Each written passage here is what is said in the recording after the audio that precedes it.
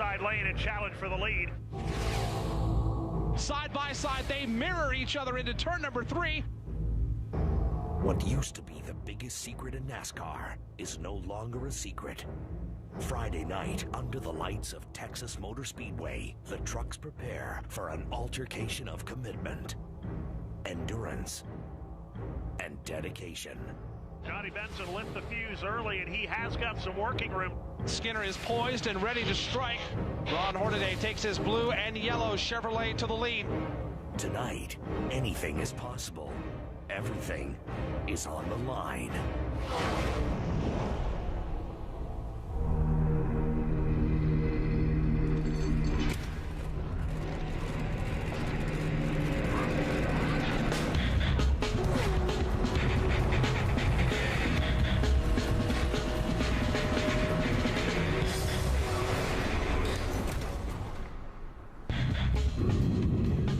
Under the lights from Texas Motor Speedway, the championship battle continues.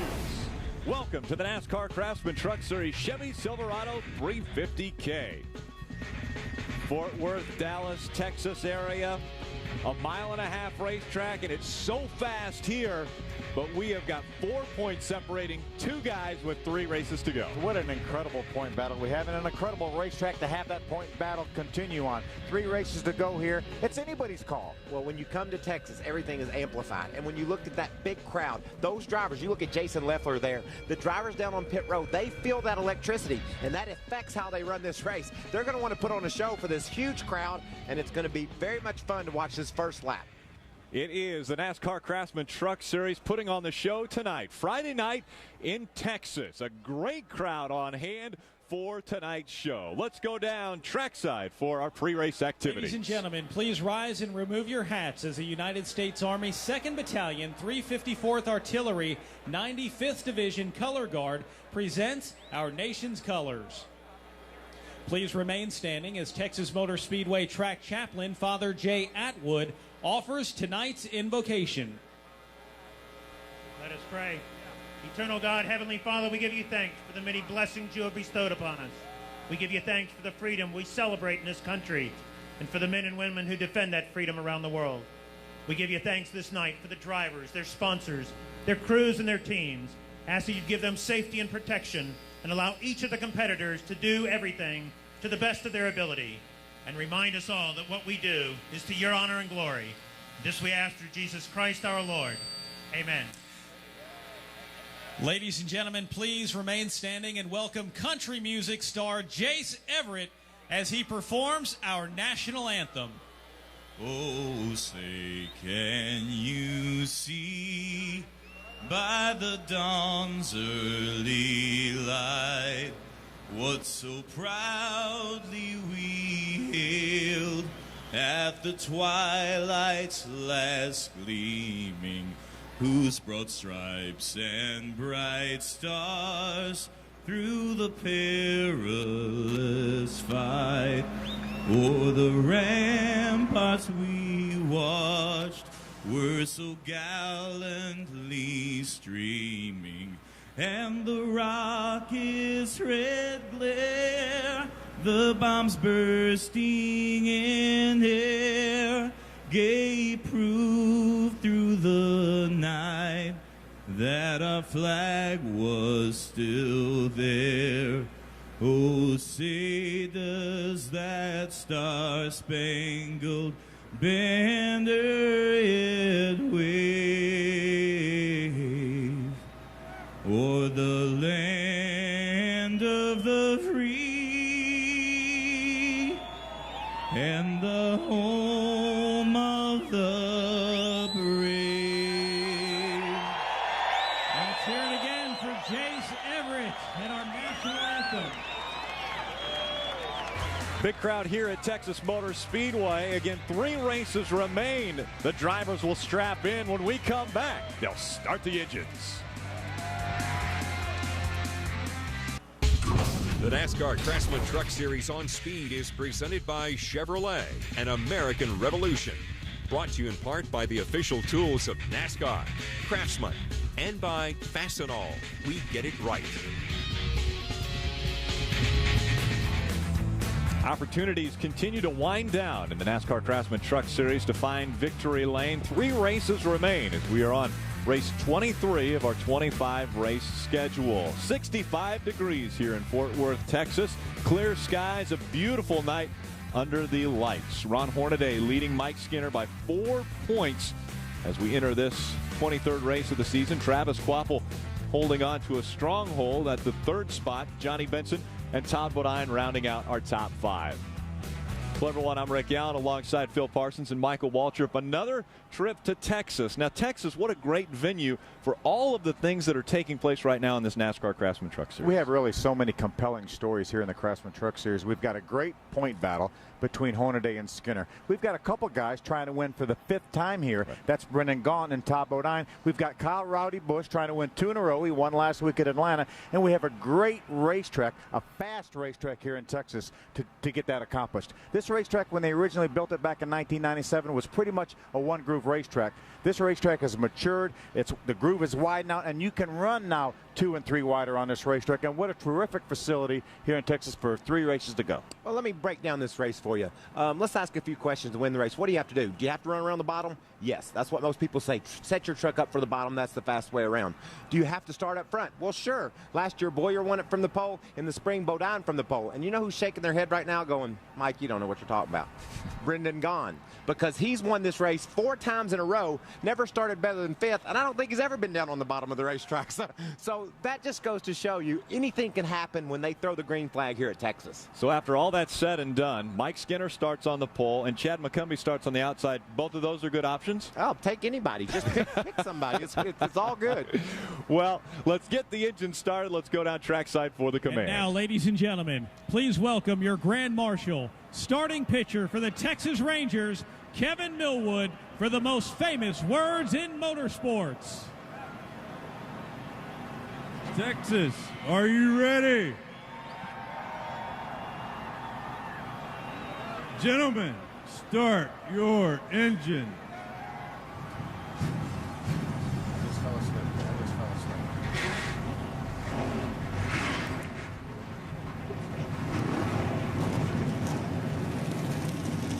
The pitch was made. The engines have started. The next thing to do will be see the green flag. That's next on Speed.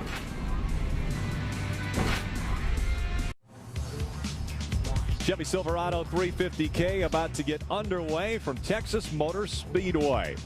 Officials making their way away from the trucks. Engines are fired and they're about to roll around the racetrack. They will line up as follows. You will see the starting grid on the bottom of your screen. Again, Mike Skinner starting on the pole.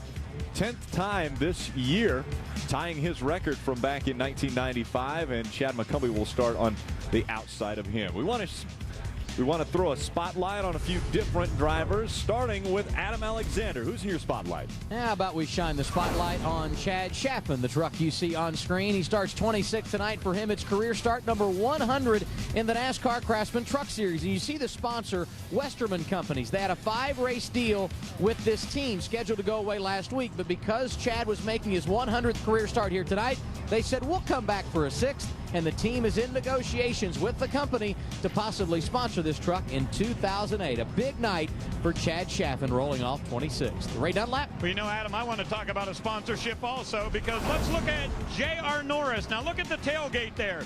You see McKinney Pipe and Steel. Now that is a company that's owned by Robert Richardson, and his wife Jan has her birthday tomorrow. So this is a birthday present for Jan. They put the name of the company on J.R. Norris's truck tonight. J.R. and young Robert Richardson have been friends for a long time. J.R. won the 2006 Southeast Tour Championship. He makes his 2nd start tonight in the trucks, and it's all for McKinney Pipe and Steel. Phil? Ray, I want to take a look at Andy Lally. Andy has a road racing background. He's a 3-time Rolex Grand Am champion. He got his feet wet a little bit this year in the ARCA Remax Series. He finished in the top 10, 2 of his 3 starts over there. Ran a couple Busch races on the road courses of Montreal and Watkins Glen, and got a top 10 at Watkins Glen in the Busch Series race. He will drive for a team that is actually combined with Darrell Waltrip Motorsports. His owner, Kevin Buckler, merged with Darrell Waltrip Motorsports. He will drive that 00 Aaron's Dream Machine, and he will start in the 25th position. My guy, Phil, is Peyton Sellers. He's starting 34th. Don't let that fool you, though. He finished 3rd in the NASCAR Busch Series East point standings and 2nd last week in the Ultimate Future Star Challenge, the Toyota All-Star Challenge that Joey Logano won. Joey Logano, everybody believes, is the next future superstar. He's going to race in the Nationwide Series next year. Peyton can go a long way towards cementing what he's going to do next year by a strong run here tonight. Which is always calibrating his steering wheel there, getting it straight. They do that when they get to the turn 3 turn if they have not gotten it straight. We will give you the access to the inside of trucks as well tonight. You'll ride along with a few different drivers, one of those being the 18 of Dennis Setzer. He starts in the 24th position. We're also going to ride along with Todd Bodine and the Lumber Liquidators Toyotas. Todd will start in the 13th position, trying to win number 5 here at Texas. This is Kyle Busch. Last week, Phil, he operated without a net. In Atlanta, he drove to the win one-handed. If he does that tonight, we wanted to be on board with him to see what he's got. Look for him to be strong all night long. A lot of times people say, well, it'll only be fair if you have one hand behind your back. How about one holding up the window net while you're going 190 around a racetrack? That's what Kyle did last week. Welcome back to Texas. We look at our MSD Ignition race analysis. 36 trucks will be starting, 147 laps, 220.5 miles, and 350K. Yeah, pit window's about 55 to 65 laps. Most of the teams in the garage here said if we can get to 20-25 lap mark, that will get us in a window where we only have to make one more pit stop during this race. But the difficult thing about that, Phil, is the fact that they only get one more stab at adjusting that truck. That's what's so hard about these sprint races that the Truck Series represent. You don't have much time to work on them. You better be right from the start. Well, before we get the green flag, let's head back down to pit road. Adam Alexander. And Rick, we all know it's Mike Skinner trailing Ron Hornaday by 4 points in the chase for the NASCAR Craftsman Truck Series Championship. But how do they stack up against one another here at the Texas Motor Speedway? Well, check this out. They have combined for 16 starts in their Truck Series career. Each have scored top 5 finishes. You look at the laps led, advantage Mike Skinner, nearly 100 more laps led than Ron Hornaday. And look at the average finishes. An average 5th for Skinner, a 12th for Hornaday. But the one thing they have in common here at Texas, neither has gone to victory lane. If one of them does tonight, they will leave here the new truck point leader. To Ray Dunlap. Well, Adam, you're talking about how they've been here at Texas. Let's talk about how they've been against each other in 2007. Actually, Hornaday has a better average finish throughout the year, almost one complete finish position better than Skinner. But I think it's bonus points that are going to be the big part of determining this championship. When we look at the bonus points accrued for this year, Skinner is 50 points ahead of Ron Hornaday, and that's why we have such a tight points battle right here. Mike Skinner has led 21 races throughout this season, and he's very, very determined to lead the first lap tonight at Texas and get 5 more bonus points on Hornaday. You know, it is ironic, though. Doesn't Skinner shoot stuff when he gets to victory lane? The gunslinger, well, yes. That's what he gets here if he wins, a gun. So how come he never won I believe here? it's a cowboy hat, isn't it? Do you get a gun as far as the win? Well, of course. You got to have a gun if you're in Texas. Well, we expect to see great side-by-side racing. This is a racetrack that allows that. We've seen Brendan Gaughan run up against the wall around this racetrack. It is exciting from start to finish, and we're about to get the green flag, about to get underway at Texas Motor Speedway. Green. Oh, Skinner out in front, Chad McCumbee right beside him. McCumbee spins his tires. That gives Skinner a big advantage off the start. We heard Ray Dunlap say Mike Skinner was determined to lead this first lap. As Ron Hornaday said earlier, if Skinner leads this first lap, then Skinner's our point leader. That'll be 5 bonus points. 4 we're separating Hornaday and Skinner. Hornaday had the lead prior to this lap. When they go across the start-finish line, if Skinner's in front, Skinner will be your leader. But check out on the outside. Here comes Kyle Busch. He couldn't quite get there from that 5th or 6th start spot, Phil, to grab that lead for the first lap. But, man, he's determined to lead that second lap, it looks like. Kyle Busch running on the outside of Ted Musgrave in the number 9. And Busch has already moved up into the second line and making it work. You know, there was a great article in a local paper here that said Kyle Busch does not take any money for driving this truck right here. He and Billy Ballou, Richie Waters, the crew chief, are real big buddies. He does not take a dime for running this truck right here. But boy, does he love to do it. Coming back. Corner. Just can't. Almost behind him. The 16 of Ryan Scott gets turned around. Another truck caught up with him. Looks like it could be Joey Clanton in the 09. Clanton did a great job of not panicking right there, Phil. That 16 truck just dumped it right in front of Clanton, but look, he's able to keep it straight. Yeah, tough break for Brian Scott. So optimistic coming in this race. Young driver, 19 years old, going to run the full schedule next year. You see Joey Clanton. He's trying to win the Rookie of the Year battle here. He's moved up a bunch last week with a top 10 finish, and he's got quite a bit of damage to that Zaxby's Ford, doesn't he, Adam? Well, and he came on the radio and he said it is all tore up, and that's unfortunate. This is a race team that finished 6th at Atlanta a week ago, really feeling momentum and an opportunity to pounce here tonight, but unfortunately on lap number 1, major issues, and you can see the heavy damage for Joey Clanton's Ford F-150. Well, tell him not to give up so quickly, Adam. That truck doesn't look like it's that bad. I believe that team can jump on it, get that right front pulled out, and he can still get a good finish. This was on the 2nd lap as they were coming out of turn number 2. We take a little closer look at this. See, Brian got a little bit loose on the inside of that 77 South Point Chevrolet. We see that so many times. Lost the air off the rear spoiler, and around he went. Joey Clanton had absolutely nowhere to go, but some nice job by the 40 of Chad Chaffin. A lot of trucks went down pit road and through the grass to try to avoid this situation. Boy, on low air pressure, down on the inside of another truck. Brian, he just doesn't know that yet, Phil. He's a kid. He's just starting. He doesn't realize what's going to happen when he gets himself in that position, but he will now. Ray Dunlap. Well, they wanted Brian to take the Strutmaster Chevrolet around the racetrack, but they had 2 flat tires there, so they decided just to come right to the pits and go ahead and started working on the damage here. So they will try to repair this thing, but they've got damage on the left rear, and you can see where that spoiler is propped up. They can't even get the rear tunnel cover down, so they've got a good bit of work to do here. Probably going to lose 2 or 3 laps while they work on repairs. And Brian Scott right now needs time on the racetrack, so I'm sure they will repair that truck and get him back out there so that he gets a little more seat time in this truck. The reason why we're under the caution as they continue to do the work on the 16. We think coming at you, the 16 of Brian Scott gets turned around, collects the 09 of Joey Clanton. Make your vote count in the Speed Performance Awards driven by BF Goodrich. From best finish to temper, temper, temper. Beginning November 19th, log on to speedtv.com, pick your category, and cast your vote. The Speed Performance Awards driven by BF Goodrich. So if you have a bad temper, you might win an award? Well, if you do, I don't think I will. Well, that one kid at Talladega in that ARC race, he was really mad. Remember him? That was a little bit of a temper.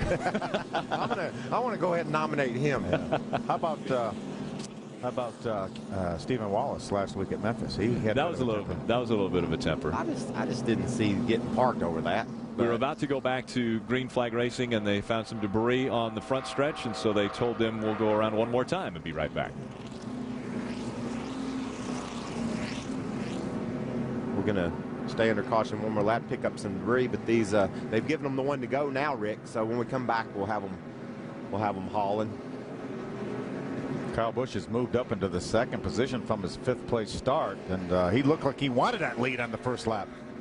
Chad Chaffin looks like he's going to come top it off with fuel. Now, Brian Scott got turned around, and he was on the inside of Brendan Gaughan. We've seen it so many times. Why is it that the inside truck always gets loose? Well, you lean on the air. When you go in the corner, you lean on the air. You can't see it, but you know it's there. And when there's a truck beside you, that air is gone. There's a void between you and the truck. It makes you get sideways. You have to correct it and chase it up the hill. So that was, and you saw the 40 truck come to pit road to clean his grill and pull off a windshield tear off. He was back there where that happened. And there was grass thrown everywhere from the truck sliding through the infield. Ray, what's going on?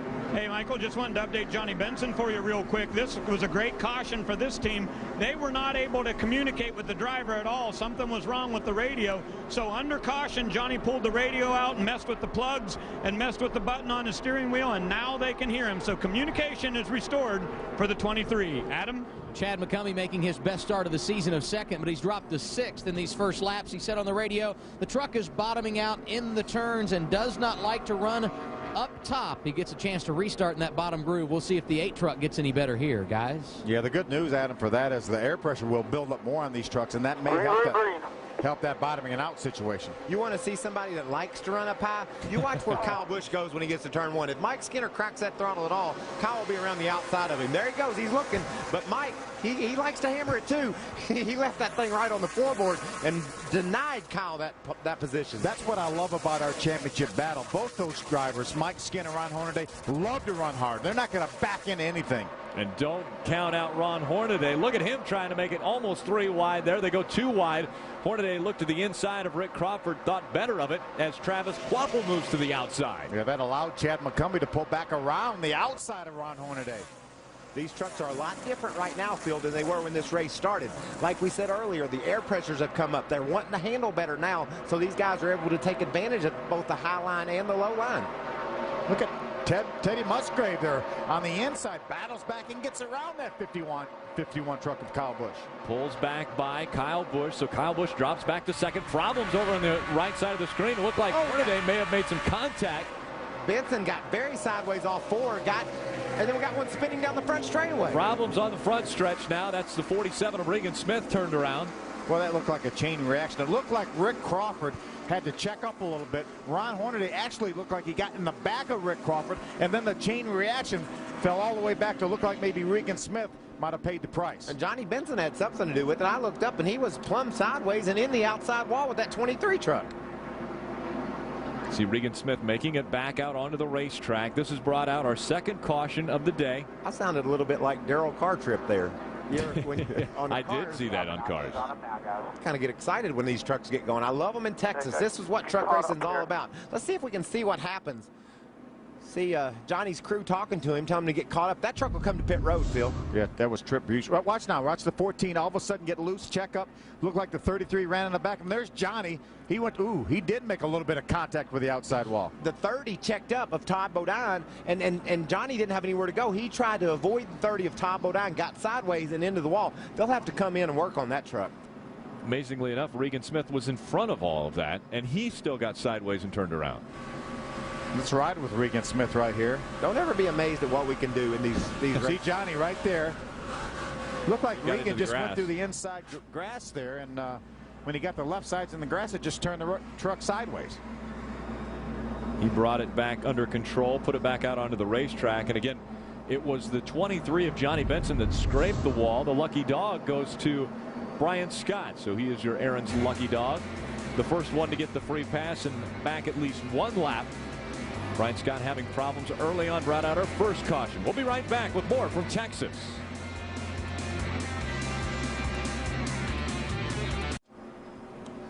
No one covers NASCAR like NASCAR on Speed. Next Friday, tune in at 12 p.m. Eastern, 9 a.m. Pacific. Live. We deliver live coverage from Phoenix. Get all the on and off track action with NASCAR on Speed beginning next Friday, 12 p.m. Eastern on Speed. That will be kicked off by the NASCAR Craftsman Truck Series Phoenix 150 Friday night, 7:30 p.m. again under the lights. Now, Phil, a lot of trucks came to pit road, but Johnny Benson wasn't one of them. You would have thought he would have been the one to come to pit road, but he did not.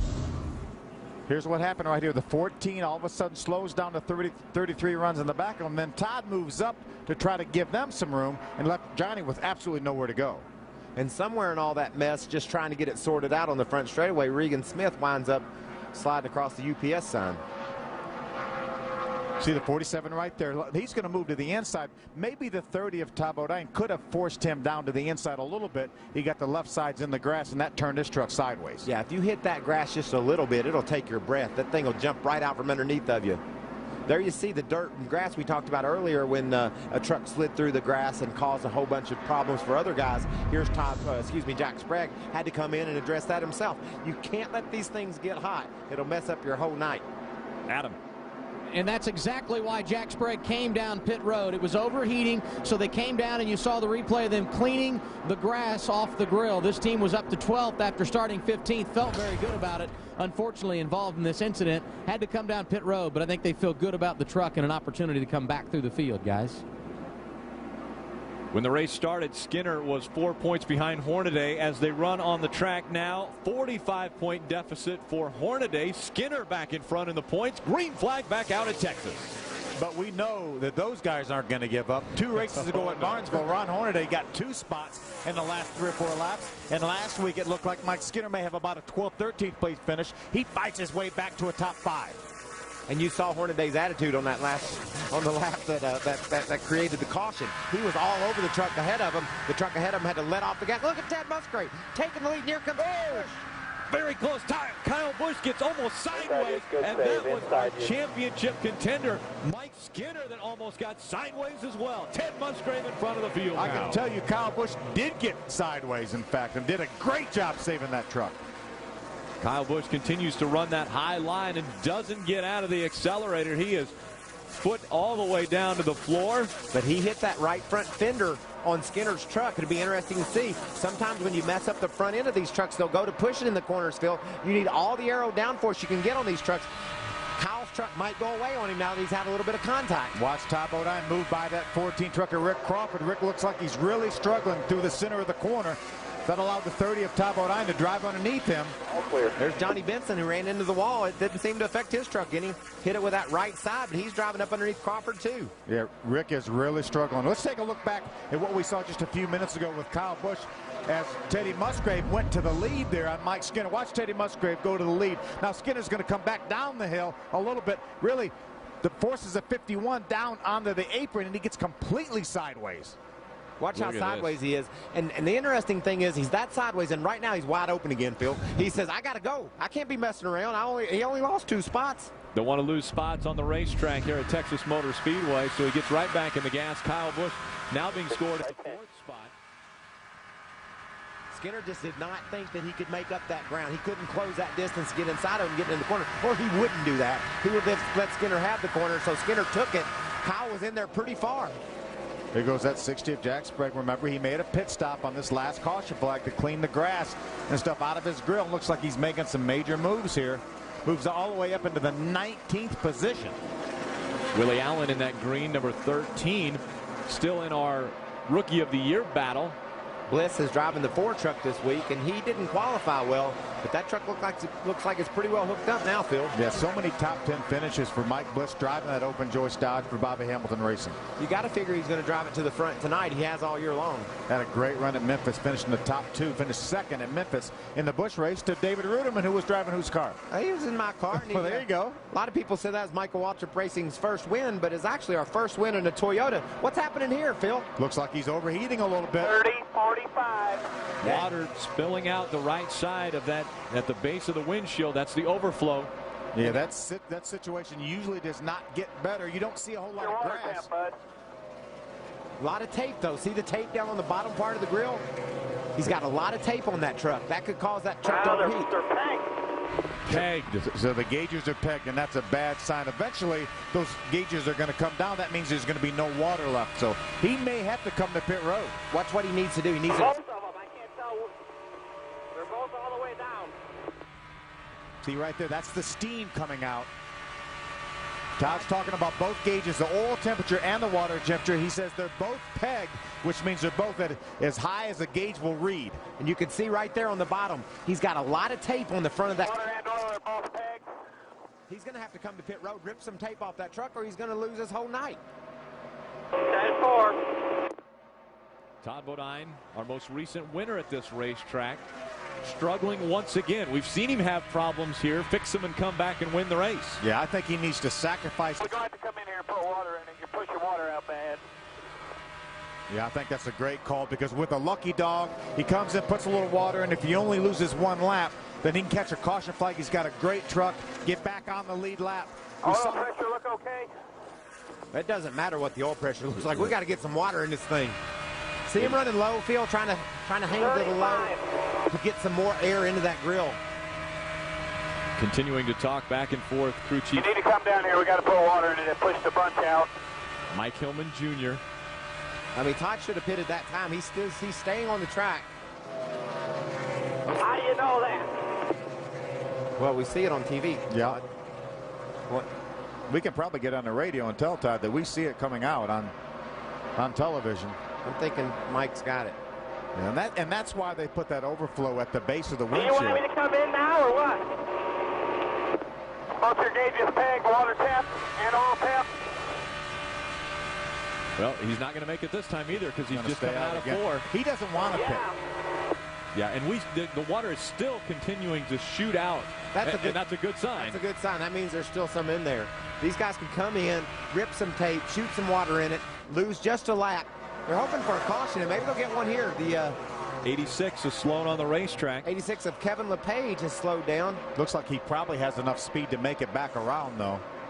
I think that 30 truck needs to come out pit road now. I think Todd's going to stay on the racetrack yet again. He just goes by the entrance to pit road. You can see the water still streaming out of the right front. Is it pegged? Might be the gauge, though. Let's run it. Well, that might not be a good call. 10-4, run it. Boy, I've heard that before. Yeah, but the water's coming. The water's coming out. It's not the gauge. Ted Musgrave continuing to lead as all of this is going on behind him. That is teammate Ted Musgrave leading the field. In the championship battle, 26 points separate Skinner and Hornaday. Skinner currently running in the 2nd spot. Hornaday runs in 6th. A lot of stories continuing here at Texas. Welcome back to Texas Motor Speedway. Ted Musgrave continuing to lead Mike Skinner around this 1.5-mile racetrack. 5, he's coming up on a slower truck. Radio communication continuing. The battle for 3rd goes on. Travis Kvapil was holding on to it, and now Kyle Busch has taken that position back. His contact with Skinner earlier in the race doesn't seem to have affected that truck. You know, last week at this time, it was evident that Hornaday had a better truck than Skinner at this point. A little bit of conversation. This week, it looks like Skinner's got a better truck than Hornaday. He's able to hold on. Adam, what's going on in the pit?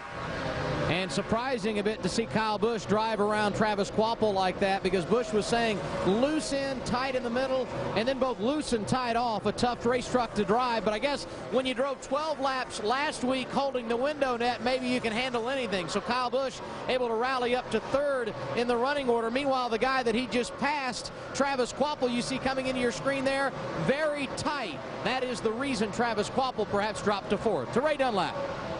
Well, Todd Bodine just said that the gauge is starting to drop a little bit on the water temperature, but Mike Hillman Sr. said we can't take a chance of blowing this thing up. You see the overflow spitting out steam right now. They'll pull the hood up, and they've got the water ready to flow in there. Now, not really sure how to tell exactly how much water has escaped, but they'll put the recirculators back on right there, pump in some water into the engine. They're counting how many men are over the wall. Todd coming down pit road right here. As the field will go around, he'll lose at least a lap sitting on the pits while they pump water into this Lumber Liquidators Toyota. There was a battle for 4th. Chad McCumbee takes 4th away from Travis Kvapil. So McCumbee, after starting on the outside of row number 1, dropped back a few spots, now trying to gain those back. As you can see, the 30 truck go back to the racetrack. The reason the gauge was dropping is because it was running out of water and it was just measuring air. So that they knew that was a serious problem. You know, if they would have come to pit road as soon as we saw that it was pushing the water out, he may have been able to spend a little less time on pit road, but unfortunately he's going to lose at least 2 laps as we see Skinner and Kyle Busch have both caught our leader Ted Musgrave. Skinner was clearly the fastest truck on the track last time. He and Kyle Busch ran almost 0.3 of a second faster. Look at Skinner. He's pulling over and letting Kyle Busch go around the outside. He knows that he's here to win the war, not necessarily the battle. He's already got his 5 points for leading. He's led every single race this year but 1. So he's already got that 5 points. We're hearing that there were too many men over the wall on the 30 team, and so they're going to have him do a pass-through penalty. Well, he's in trouble already, Phil, because he's 2 laps down. You know, that doesn't make him, he's not going to be able to get that free pass, that Aaron's lucky dog, because of that. And now he's going to go 3 laps down as he makes another trip down pit road. That pretty much writes off Todd Bodine's chances of ever winning this race tonight. I mean, we have enough vehicles now that have been put a lap down, so they will be the ones that will be getting this Aaron's lucky dog. We're seeing 17th and 18th battle here. That's John Wooden, the 21, going by the 18 of Dennis Setzer. John was one of the trucks that pitted back on lap number 11, so he was working his way back from the back of the pack. Jack Sprague also made a pit stop already this race, and he's already moved up to the 14th position. So it looks like he has a pretty good truck there, Jack Sprague. Just seeing the 30 of Todd Bodine make his way down pit road. The 51 of Kyle Busch moved to the inside and right on by Ted Musgrave for the lead. And then got completely sideways coming off turn 4. We got to give him some style points for that, for taking the lead there. He had to crank that truck down low to get underneath the lap truck after he got under Ted. That's the pass-through penalty for Todd Bodine. Kyle Busch now in front of the field. Musgrave second. Let's take another look at how that pass took place. Oh, problems on the infield. That's the 0-0. Andy Lally gets turned around and through the infield he goes. That was the pass and the sideways move. Now we see Andy Lally slowing and the caution has come out once again. Lally had done a good job in the start of this race here, Phil. He's a road racing cat, but he had driven up into the top 20, having a solid run. Just got away from him off 4 there. I wonder if he got a little contact. I couldn't tell. Big time coming off. And just stepped up. It's like the wheels came off the ground. Talk about getting Get loose. caught up, we'll pit. When pits are open, be 4 tires, 3 down the track bar, made a big air pressure adjustment. Clean that grill up. That's Patrick Downey, who is crew chief. You got to like the job that Andy has done here, though, Phil. Yeah, I think he moved up into the top 15 really prior to this spin coming off turn number 4. So let's take another look at it. You see the 88 of Matt Crafton got right up behind him, and that's actually what turned that truck around. Took a little bit of air off that rear spoiler, and around Andy went. And I will attest to the fact that it felt just like the back tires come off the ground. As that truck got behind him, it takes all the air off that deck lid, off that tailgate of that truck, and just lifts it up. Lucky Dog going to Scott Lynch in the number 63. So he will gain a lap back and be back on the lead lap. That will put 26 drivers on the lead lap of the 36 that started tonight's race. Todd Bodine's only chance now, Rick, is to race for those laps he's down. He's going to have to try to line up in the front and be able to drive around the leader and get a couple laps back on his own before he's ever going to get a free pass from Aaron's. So he will need, well, let's go down to pit road first. Adam. Travis Quapple started 6 up to 5th in the running order. He's complained the truck is tight. They will get 4 tires fuel. They will also make air pressure and chassis adjustments. You see Travis Quapple pulling in right there and the crew going to work. Meanwhile, leader Kyle Busch, wholesale changes. He's leading, but he's loose. 4 tires fuel. They're going to make wedge and track bar adjustments. Ray Dunlap. Ted Musgrave is in the middle of the screen in his Germain Racing truck. He said that he is getting loose through the center of the corner. Now for Skinner, he is loose in and loose off. So they're going to put 1 round in their left rear. He came in running 3rd right now. Travis Quapple looks like he'll be the first off pit road, followed by Rowdy Busch. Skinner goes out 3rd. There you see the race off pit road. Travis Quapple gaining 4 spots. Kyle Busch drops 1. Skinner comes out 3rd. So a great race off of pit road. How about Jason Leffler gaining 7 spots and problems for Jack Sprague? Yeah, it looked like Jack stalled his truck coming off pit road, but he will make it back to the racetrack. So our 3rd caution has come out here at Texas. When we come back, the green flag back in the air. Sunday, you're not ready for the green flag until you've seen NASCAR Race Day, built by the Home Depot. Tune in as the Race Day crew gets you pumped up for Texas. Don't miss NASCAR Race Day, built by the Home Depot, Sunday, 1:30 p.m. Eastern, live exclusively on Speed. Ray Dunlap. Rick, you know, I think it's interesting whenever we hear the communication between the crew chiefs and the drivers. It's a constant negotiation about what you're going to do and how big of changes you're going to make whenever they get these pit stops. Remember, in the Truck Series, there's only a couple, so you got to make decisions in a hurry. But it's, you know, it's getting in the corner pretty good. It'll push when it bounces over them bumps, but it's probably more on the free side than anything else. 10-4. I don't know, you know, what you're thinking. Tell me what you're thinking. Just put a little wedge in it, bud. What do you think? It worked for us yesterday. But it's... You see, and these guys are running 60 miles an hour, getting closer and closer to the entrance of pit road every second. So this has to happen so fast. You have to be so intense.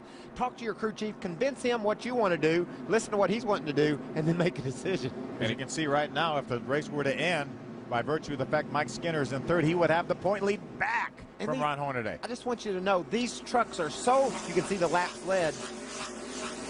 Lap sled for Skinner's making a difference again tonight. I mean, he's got him a lap he's led, and Hornaday hasn't. New race leader in front of the pack. It is Travis Quapple. He was able to get off of pit road and gain a few spots.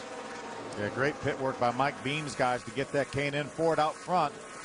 let me just tell you, when Skinner's crew chief said 1 round, what do you think about 1 round? That's a huge change. You're scared to death to adjust these trucks. Here comes Rowdy Bush on the outside. He wants the lead off 4.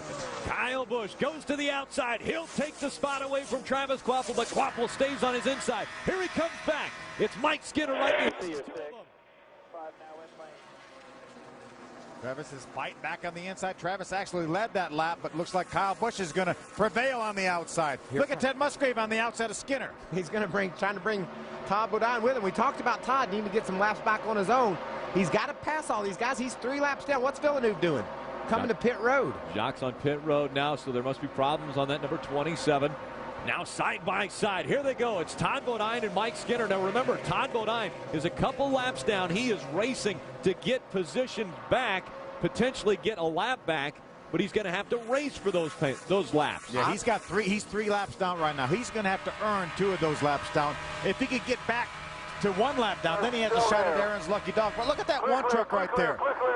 That's Jason Leffler's fought his way all the way back up here into the top 5. He's rewarding his pit crew. They gave him 7 spots on pit road, or 2. 7. But he may have changed 2 tires to get that track position. What happened down there? How did he pick up all those spots, Adam? It was 4 tires, guys, and you talk about a team that has rallied from the back.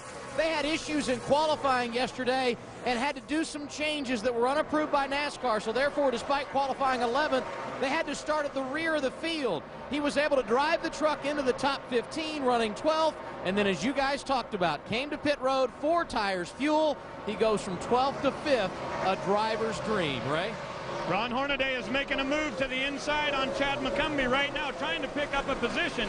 You see, this team lost 2 spots on that first round of pit stops on lap number 40. Part of the reason was Hornaday couldn't see his pit sign, so he almost overshot the pit box. The other part of the reason was they wanted to take some tape off the front of the grill to let that thing run a little bit cooler. So a little extended pit stop for Hornaday, but he's on the move now. He has moved from 8th on his way back up to 6th, which is where he was when that round of pit stops happened. Well, that was great pit work by Jamie Jones's guys, Jason Leffler, to gain 7 spots while they changed 4 tires. See Jason right there, that one truck leading the 33 of Ron Hornaday, right behind the 5 of Mike Skinner. So Ron Hornaday can see his point nemesis right there in front of him. And we've made a big deal about Skinner here at Texas. He being the man. He's out-averaged Hornaday by some 7 spots over the years here at Texas, so we know he's good, but Ron seems to just have that never-say-die attitude. He's all over him. You see our fast and all fast start right there. Eric Darnell currently showing in the 13th position, started back in 23rd. He had worked his way all the way up into the top 10 prior to that first pit stop, so good start to this race for the Northern Tool and Equipment Ford for Eric Darnell. When our 2 championship contenders went across the start-finish line the last time, it was Skinner followed by Hornaday. What that means is a switch in the points. Skinner leading Hornaday by 6 points as they run on the racetrack right now. How many times do you think that's going to happen between now and the time the checker falls down in Miami? Well, the last 4 races that flip-flop. The leader, flip-flop changed at last 4 races. You can see right there points as they are right now, and that's how much they're separated now. If that 33 truck was to get in front of that 5 truck, well, then it would change again. And it's a 10-point difference. The reason being Skinner has led 1 lap, so he gets 5 bonus points, and he leads him on the track by 1 position. They're in the top 10. That's 5 points that separate them. That's the 10 points that was the flip-flop that they have done right now. That, as they run now, would drive you crazy if you were a Skinner fan. Oh, what's wrong with the 75? He's got some problems on the back straight. Clayton Rogers had a great qualifying effort, was running solidly up in the top 20.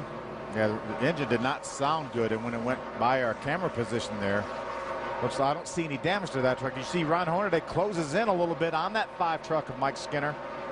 Now, early in the race, Skinner was a better truck than Hornaday, but it looks like that adjustment that those guys negotiated out didn't work so well for Skinner. But it's good to get that out of the way. When they come back to pit road next time, they can take that round out, maybe move the track bar, or just do an air pressure adjustment to try to make that truck happy for Mike.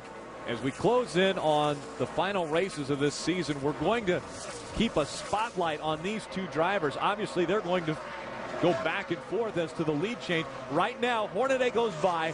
When we go by the start-finish line, it will be a 1-point difference between Hornaday and Skinner, with Skinner having the 1-point lead. And if you wait for about another lap, it's liable to be a deficit for Hornaday, because Leffler is all over him. You have tuned in to the Chevy Silverado 350K on Speed. We're at Texas Motor Speedway. I'm Rick Allen alongside Phil Parsons and Michael Waltrip up here in the booth. Ray Dunlap, Adam Alexander covering all the stories on pit road. Now Kyle Busch driving away from the field, leading this race. You have to remember now, when Ron Hornaday went by that 5 truck of Mike Skinner, that was actually a 10-point swing. So instead of being a 1-point lead for Mike Skinner, it's now a 4-point lead for Ron Hornaday. So it changed back again. Chad McCumbee makes the pass on Jason Leffler. So McCumbee moving back toward the front. Again, he has problems on his pit stop and was back a little bit further than he would have liked. Right. Well, Mike Skinner has said on the radio that his truck is all over the place. He's got a handful. He said it'll be a little bit tight going in and then really loose coming off. So they are wondering what in the world could have happened to this truck. Remember, they only made a small adjustment on that 5, put 1 round of wedge in the left rear, and now Skinner can't drive it. Adam, what's the 60 saying? Well, they're pretty happy with the race truck, but they don't have a lot of track position right now. And the reason they were involved in that early incident had to come through the grass. So an unscheduled pit stop at lap 11 to clean the grill, make sure he wouldn't overheat. They had rallied from that. We're back up to 13th. In this last pit stop, the truck stalled, had to go to the backup ignition box to leave the pit lane. So Jack is rallying. He's back in the top 20, but unfortunately for him, he's been passing a lot of trucks twice tonight. Not yet to the halfway point of this 147-lap race. It's Kyle Busch back out in front. He has kept the momentum going from his win 1 week ago in Atlanta, trying to make it 2 in a row and grab a victory here at Texas Motor Speedway.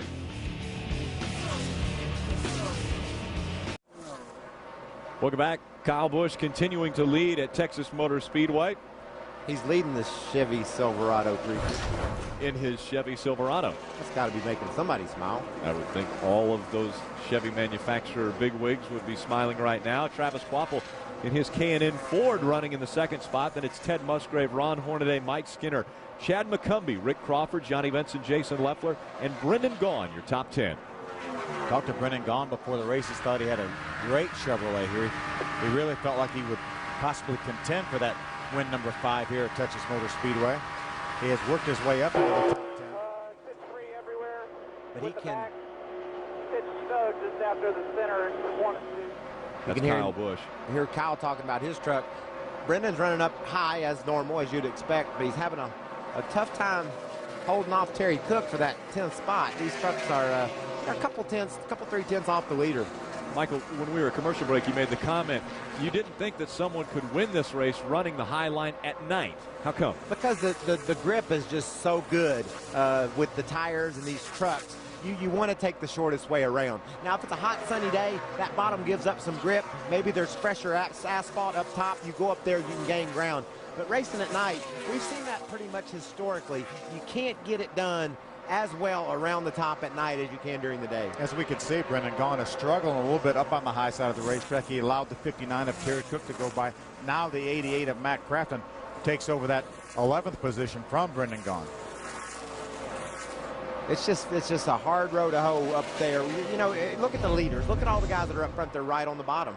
Watch this. Watch Kyle Busch. Watch how hard he comes up on these lap trucks as he gets down in the corner. That's David Starr. That's David Starr right there. There's a 76 of Peyton Sellers. I believe he was your spotlight.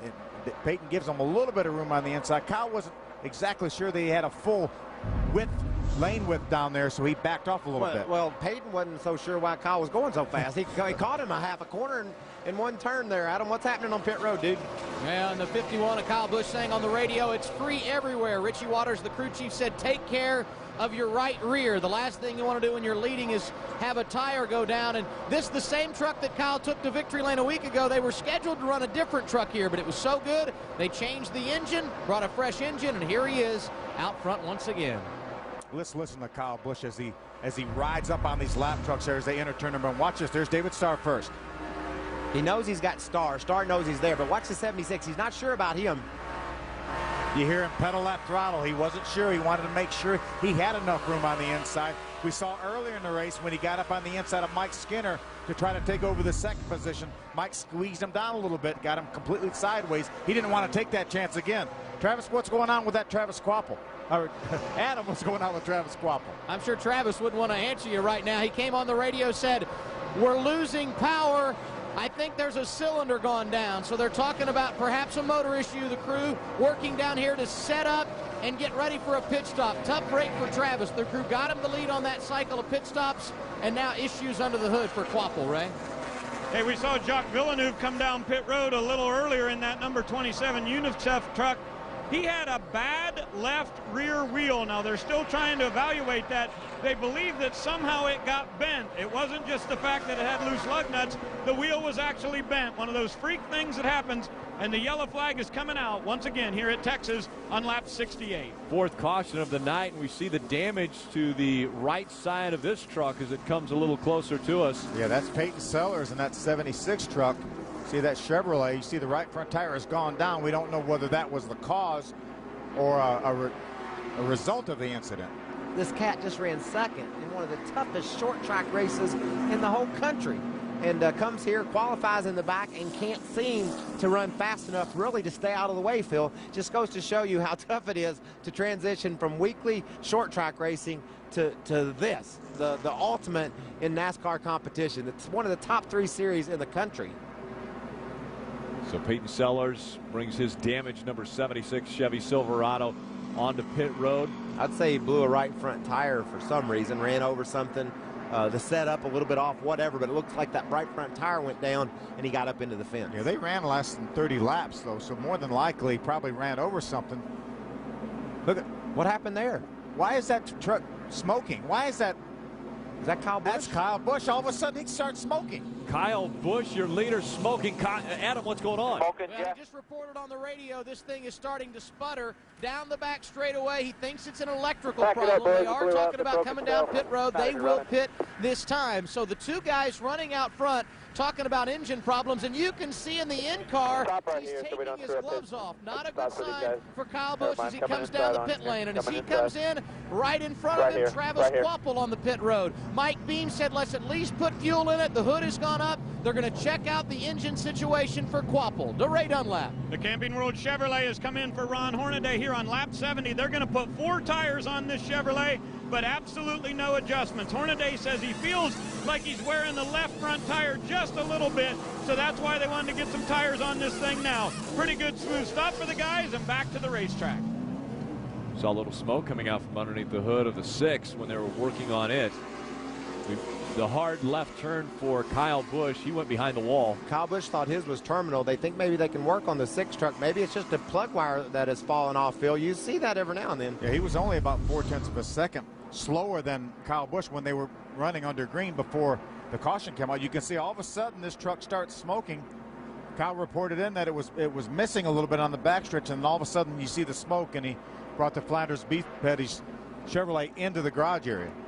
Such a strong truck, too. Look at the oil. Yeah, you see the oil coming out behind that truck now. But so strong, he was running faster laps than anybody else on the racetrack. He was putting a lot of distance between himself and second. And now because of Kyle Busch making his way onto pit road and off of the racetrack, we will have a new leader when we restart the Silverado 350 when we come right back.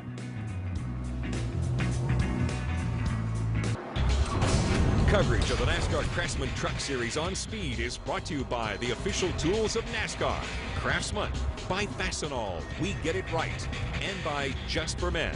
Stay in the game with Just for Men hair color. Field coming out of turn number 4. Randy Kaiser in the Pace truck about to make the hard left turn. He will go back onto pit road and leave the field in the hands of Ted Musgrave. Mike Skinner, TJ Bell, and Jack Sprague, we believe, stayed on the racetrack. Green flag back in the air. You know, Michael, I think that may be a bit of a gamble. They were halfway through a normal fuel run, and these top 4 trucks stayed on the racetrack. Generally, when you get halfway through, you'll come in and get a splash of gas. We saw Jason Leffler, a bunch of the guys come in and get a little bit of gas. This is a gamble at this point in the race. It'll be interesting to see over the next 30 laps how this plays out. You know, one guy that you have to think that it was a huge gamble for was Mike Skinner. You know, that's championship implications there. This guy, Hornaday, he not only came to pit road to get gas, he got him 4 new tires too. And he's already back up into the top 10 because so many of the teams came down pit road. So I think great pit strategy, pit call by Ron Hornaday's bunch, but I'm not sure as we see a battle for the lead. Look like Mike Skinner's trying to look at the inside of Ted Musgrave for the lead. Side by side. Running the high line. Skinner on the bottom, and Mike Skinner drag racing Ted Musgrave all the way into turn number 3. And now Musgrave sticking the nose back out in front as they battle through 3 and 4. Mike Skinner looks like he's going to be able to prevail as they get to the start-finish line. They're side by side. Musgrave continues to and does lead that lap. Problems with Jacques Villeneuve. It seems like he might have hit the wall. Ted Musgrave now back out in front of Skinner, but Skinner moving back to the inside, trying to take the position back. Look at that 50 truck of T.J. Bell pull up right behind this battle for the lead. T.J. Bell, he was another truck that didn't come onto pit road. They continue to be side by side, and look at Ron Hornaday. He is going to make it 3 wide as they come out of turn number 4. Whoa, don't get squeezed to the grass. He did get squeezed down to the grass. T.J. Bell's never checked up yet. He squeezed Hornaday to the grass and tried to take the lead all on the same straightaway. Somebody needs to tell Skinner and Hornaday that this is a 147-lap race. It's not over at lap 77. They're racing like this is the end. Well, you got to love right now what Hornaday's got. Oh, he's going to go 3 wide down on. Golly. And he made it. He did it. Skinner in front now. Hornaday runs second. You got to love Hornaday's strategy. He's got 4 fresh tires. He can go 30 laps further on gas. If the caution comes out now, Skinner will have to come to pit road and give up all of his track position. Look at this great battle for third. To 88 of Mac Crafton is in third now. Musgrave is back to fourth. Rick Crawford, remember, we saw him struggle early in the race. Cowboys made some adjustments to that truck. He's gotten better.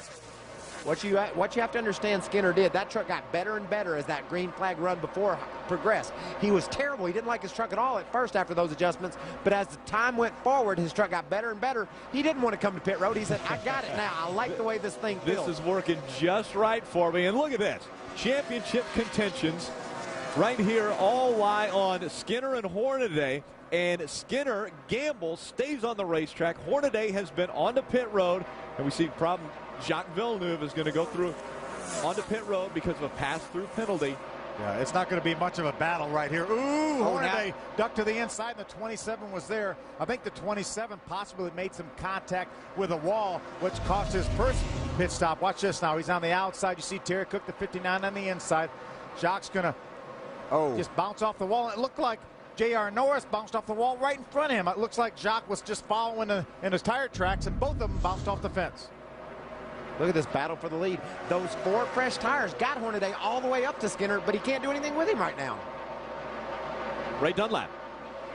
Let me give you a little update here about what's going on down in the pit area. Mike Skinner's philosophy was to try to stay and have those fresh tires later in the run. Now for Hornaday, they've got this set of tires on here at lap number 70, and they are currently gluing up a set of tires that they previously used throughout the course of the weekend. So Skinner's philosophy was we want to have the very best tires for that final run, and Hornaday was we got to get in here and keep this truck ready to go to the front, and it looks like right now Hornaday's about to challenge Skinner for the lead. You know, Ray, I don't mind the strategy for Mike Skinner saving his tires, but I think they needed to come to pit road. I think they needed to get fuel because we had run halfway through a fuel run. Right now we've got Ron Hornaday. He can go 30 laps farther than that 5 truck can right now. It looks like they're pretty equal, but remember, if the caution flag doesn't come out, that 5 truck has to make a green flag pit stop. I've been in this position 100 times, Phil. Right now the 5's thinking, I don't need a caution, I don't need a caution. And about 5 laps from now, he'll say, I can use one now. And it just gets worse and worse every lap that goes by. He has to understand that that is a gamble he's taken. It's going to be interesting to see if it pays off or if it bites him in the butt. Johnny Benson backing up now as we saw the 77 of Brendan Gaughan and now the 99 of Eric Darnell trying to get by that 23, and now he's able to fight back. And remember, they have to be very, very judicious in how they use their tires. They only get 4 sets of tires for the entire weekend. We heard Ray report that they were gluing up, Ron Hornaday's team was gluing up a set of tires that they actually had run in practice because they only get 4 sets. That's for all of practice, qualifying, and the race. So that's why Mike Skinner wanted to keep a set. Jeff Hensley is crew chief. But again, he didn't stop for fuel, and he can only go probably till around lap 100, and we're over 80 laps into this race. You've got the front 2 here battling for the lead. Guess who's third? Well, a guy who's finished third numerous times, Matt Crafton. He was running third on the last lap at Martinsville, was going to get another third finish, got crashed there. That truck always surfaces at the front of the field. I love to watch Matt Crafton go to work. He's one of those cats that just methodically works his way through the field, gets in a position to have a good finish. Hadn't won one of these things yet, but he's definitely been close. I think Matt Crafton would like to finish second, because that would at least get away from his career wins of third 5 times. I think Matt Crafton would like to finish third also. I mean, there's not a bad finish. Don't you know? He's just always right there. These two, though, this is summing up the championship battle for 07. Every time you look up, those two are in front. Guess what? They got more points than everybody else too. So not only do they run up front, they're able to finish up front. Chad McCumbee now moving up past Ted Musgrave, so that will be a move into the top 5 for McCumbee. It doesn't matter where Chad finishes tonight. This is the strongest he's run. He's finished, he's had decent finishes, but tonight he's run right up front all night long. Looking off the back tailgate of that 30 of Todd Bodine. Again, problems for Todd Bodine. We're hearing possibly problems for the 23 of Johnny Benson. Ray. He just said on the radio that he just blew up. They said they were down 7 cylinders. He said, we'll try to nurse it. Went down the back straightaway and said, blew it up. Yeah, tough break for Johnny Benson. He was currently being shown in the 4th position in the points as they run, and Todd Bodine will pass him. As will Rick Crawford. He went from 4th in the points to 6th just on 1 lap, and there's $100,000 difference in those 2 spots. Well, and that's just how tight the racing is in the NASCAR Craftsman Truck Series. We see this all the time. We've got a great points battle up in front with Skinner and Hornaday, and then you continue on back through there. Travis Kvapil, Todd Bodine, Rick Crawford, Johnny Benson, Ted Musgrave, Matt Crafton, and Jack Sprague. You know, we documented the fact that Ron Hornaday came onto pit road, put 4 tires on. Let's take a look back and show you what happened from the time they restarted this race. Watch this on the outside there. He's going to get by the 14, the 23. Now he's going after that 60 truck of Jack Sprague. You know, it's good to be aggressive here, but he also has to be smart. He understands his truck's faster. He's got to judge these guys. Here he comes up on TJ Bell. TJ didn't see him. It forces him down in the grass. That allowed the 88 to get by him, Matt Crafton. Ron backed off. Then he came back, got back by TJ Bell. Now he's going to move to the inside, make it 3 wide on the 88 and the 9, and that will take over the 2nd spot, and that's where he's running right now. And I guarantee he's scratching his head. He drove all the way around everybody up to 2nd place, and he said, I'm going to burn Skinner down when I get there. He hadn't been able to do anything with him. And normally I would say maybe he's being patient and not trying to push the issue, but that's not Ron Hornaday. No, and plus he can't do that. That's how tight this championship battle is. He has to try to lead every lap. He can't afford to sit there and let Skinner lead these laps, possibly accumulate enough laps led to get that extra 5-point bonus. Yeah. And Ron Hornaday has not led this race yet, so he needs those 5 points. We've had 8 different lead changes between 5 leaders. Out in front of the field now, it is Mike Skinner leading Ron Hornaday.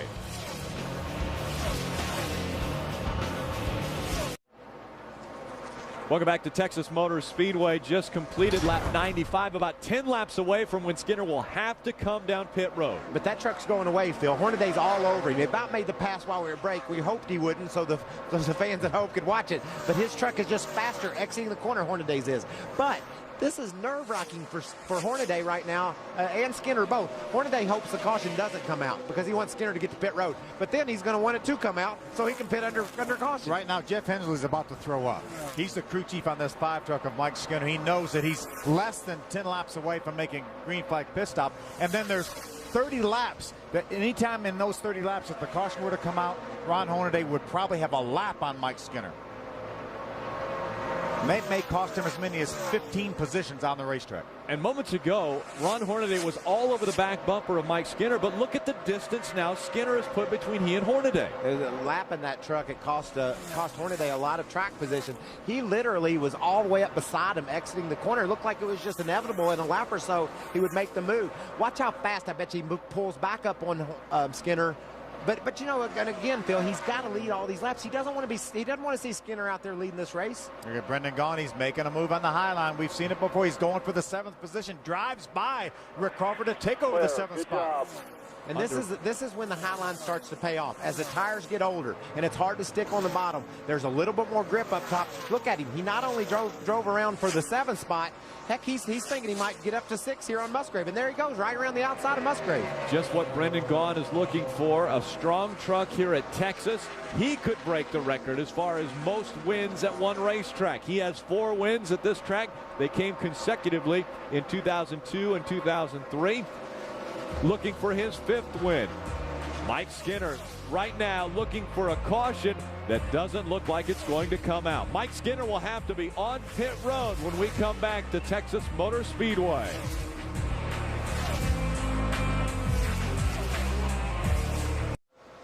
Don't miss the World of Outlaws as they crown their world champion in both sprint and late model racing. Tune in as Speed makes dirt racing history tomorrow at 8 p.m. Eastern, 5 p.m. Pacific, exclusively on Speed. New leader in the NASCAR Craftsman Truck Series here at Texas. Ron Hornaday got by Mike Skinner. Let's take another look. It wasn't because Mike Skinner came to pit road, which he's just about ready to do here. But watch this. Mike Skinner gets hung in behind the 16 lap truck of Brian Scott, and Ron just drives around to the outside. We talked about how as the further the trucks go, the better the outside gets. Hornaday took advantage of that, drove around Skinner, and guess what? Skinner's put that thing on pit road, Ray. Adam. As Mike Skinner makes his way down pit road, Jack Sprague will follow. On the radio, he said, if you do anything, make it very slight. This truck is really good. 4 tires and fuel. The last time they were on pit road, lap 40, this would be their last service of the night. Ray. A track bar adjustment for Mike Skinner's Toyota Tundra. He comes to pit road on lap 105. This will be a 4-tire change for the guys. Kyle Kretschmann changes the fronts. Chad Rainey is on the rears. Nice smooth stop so far for the guys. They'll go back to the racetrack. Good stop for the 5 bunch.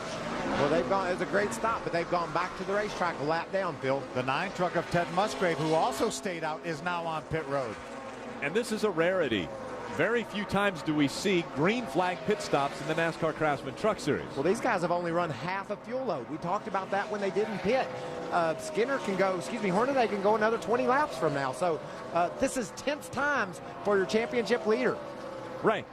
Ted Musgrave is also one of those trucks that had to come down pit road. He brings his ASE Toyota down. They have a little bit of a hang-up on the right rear, so this will be a lengthy stop. They couldn't get the jack under on the left side either, so Musgrave is going to lose up some valuable time here on pit road as he heads back to the racetrack on 107. Ron Hornaday out in front of this field. Chad McCumbee now moves up into the 2nd spot. Matt Crafton is 3rd. Brendan Gaughan 4th. Rick Crawford is your 5th place runner.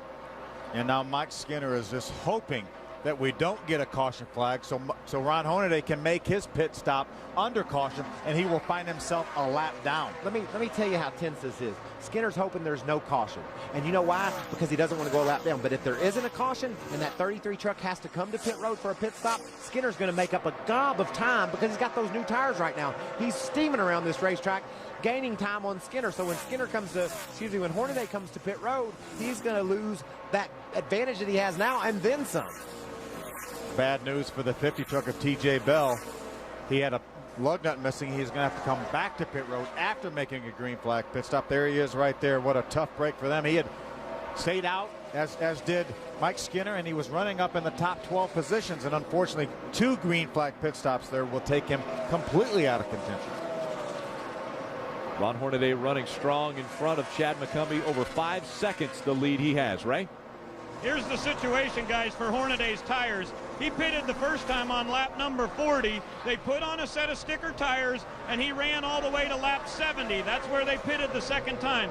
So that set of stickers has 30 laps on them. Those are the tires that they've glued up down here on pit road and have prepared to put back on that Camping World Chevrolet the next time they have to pit. They're hoping, of course, that that happens under caution. Double A. And Matt Crafton would love to see the caution come out as well. He's about 6 laps away from having to come to pit road. Coming off a solid run last week at Atlanta in a truck tonight. They've not run in 2007. And by the way, it's running here tonight. I'd say we'll see it again in one of these last 2 races, guys. It would be very big for Crafton. Ron Hornaday trying to hold off Chad McCumbee, who's running second right now. We look at the points as they're running on the racetrack. 69 points, the lead now for Hornaday. Green flag pit stop for Matt Crafton at Texas at lap 117. They were planning on waiting a couple of more laps, but he felt the vibration. So Bud Hapley, the crew chief, said, bring it on. It's been tight. 4 tires, fuel, and a chassis adjustment. His green flag service is complete. He'll come off of pit road and coming out of turn number 4. That is your leader, Ron Hornaday, coming out of 4, working around some slower lap traffic. Hornaday is right there of Travis Quapple. Hornaday has lapped up into the top 10, Phil, and every truck that he laps, that could be an advantage for Skinner. As he puts trucks laps down, it gives Skinner a chance to beat someone should that caution fly in a lap or 2. So while Hornaday's running past trucks right now, that might not bode well for him if the caution were to come out and he get to pit under caution. But Skinner is the fastest truck by far on pit road, on the racetrack right now, but unfortunately he finds himself about the 6th truck. That's 1 lap down, Ray. Well, and let me give you an update on the number 33. Ron Hornaday's been saying on the radio that he's got quite a vibration in the left front. He said, I really think we need to pit. His crew chief, Rick Wren, came back and said, Ron, we've got these guys a lap down. We've got to ride it out as far as we possibly can. He said, if it gets really bad, head to pit road. We'll be ready for you, but we'd love to stay out if we can. I don't like that, Phil. He's losing valuable time on the racetrack. Skinner was right behind him when he came to pit road. He's outrunning him a half a second some of these laps. So he is taking as big a chance right now as Skinner took when he didn't pit. He's giving away time. He's running around on a truck that's got shaky tires on it. He needs to pit. And I've heard both of you say a vibration doesn't fix itself. It usually doesn't. Occasionally you will throw a wheel weight, but most of the time there's a reason for it, whether that be a lug nut worked its way loose or something like that. But as Michael said right now, by far, you see Chad McCumbee coming down pit road right now, Adam.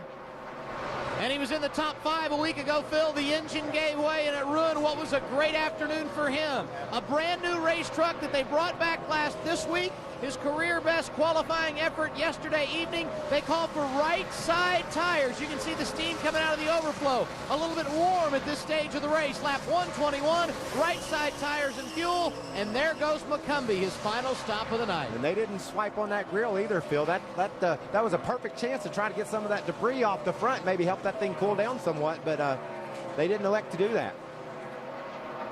Chad McCumbee will make his way off of pit road. Now it looks as though Ron Hornaday may have to come onto pit road for green flag pit stops. They continue to cycle through here at Texas Motor Speedway. Welcome back to Texas Motor Speedway. We focus on Ron Hornaday because he has a big decision to make. He has to come down pit road here very shortly, but what does he do on pit road? Well, he's about within 5 laps of coming down pit road, and right now, because Mike Skinner, Michael, has been on the racetrack with fresh tires. Hit. You heard Rick Wren call him in.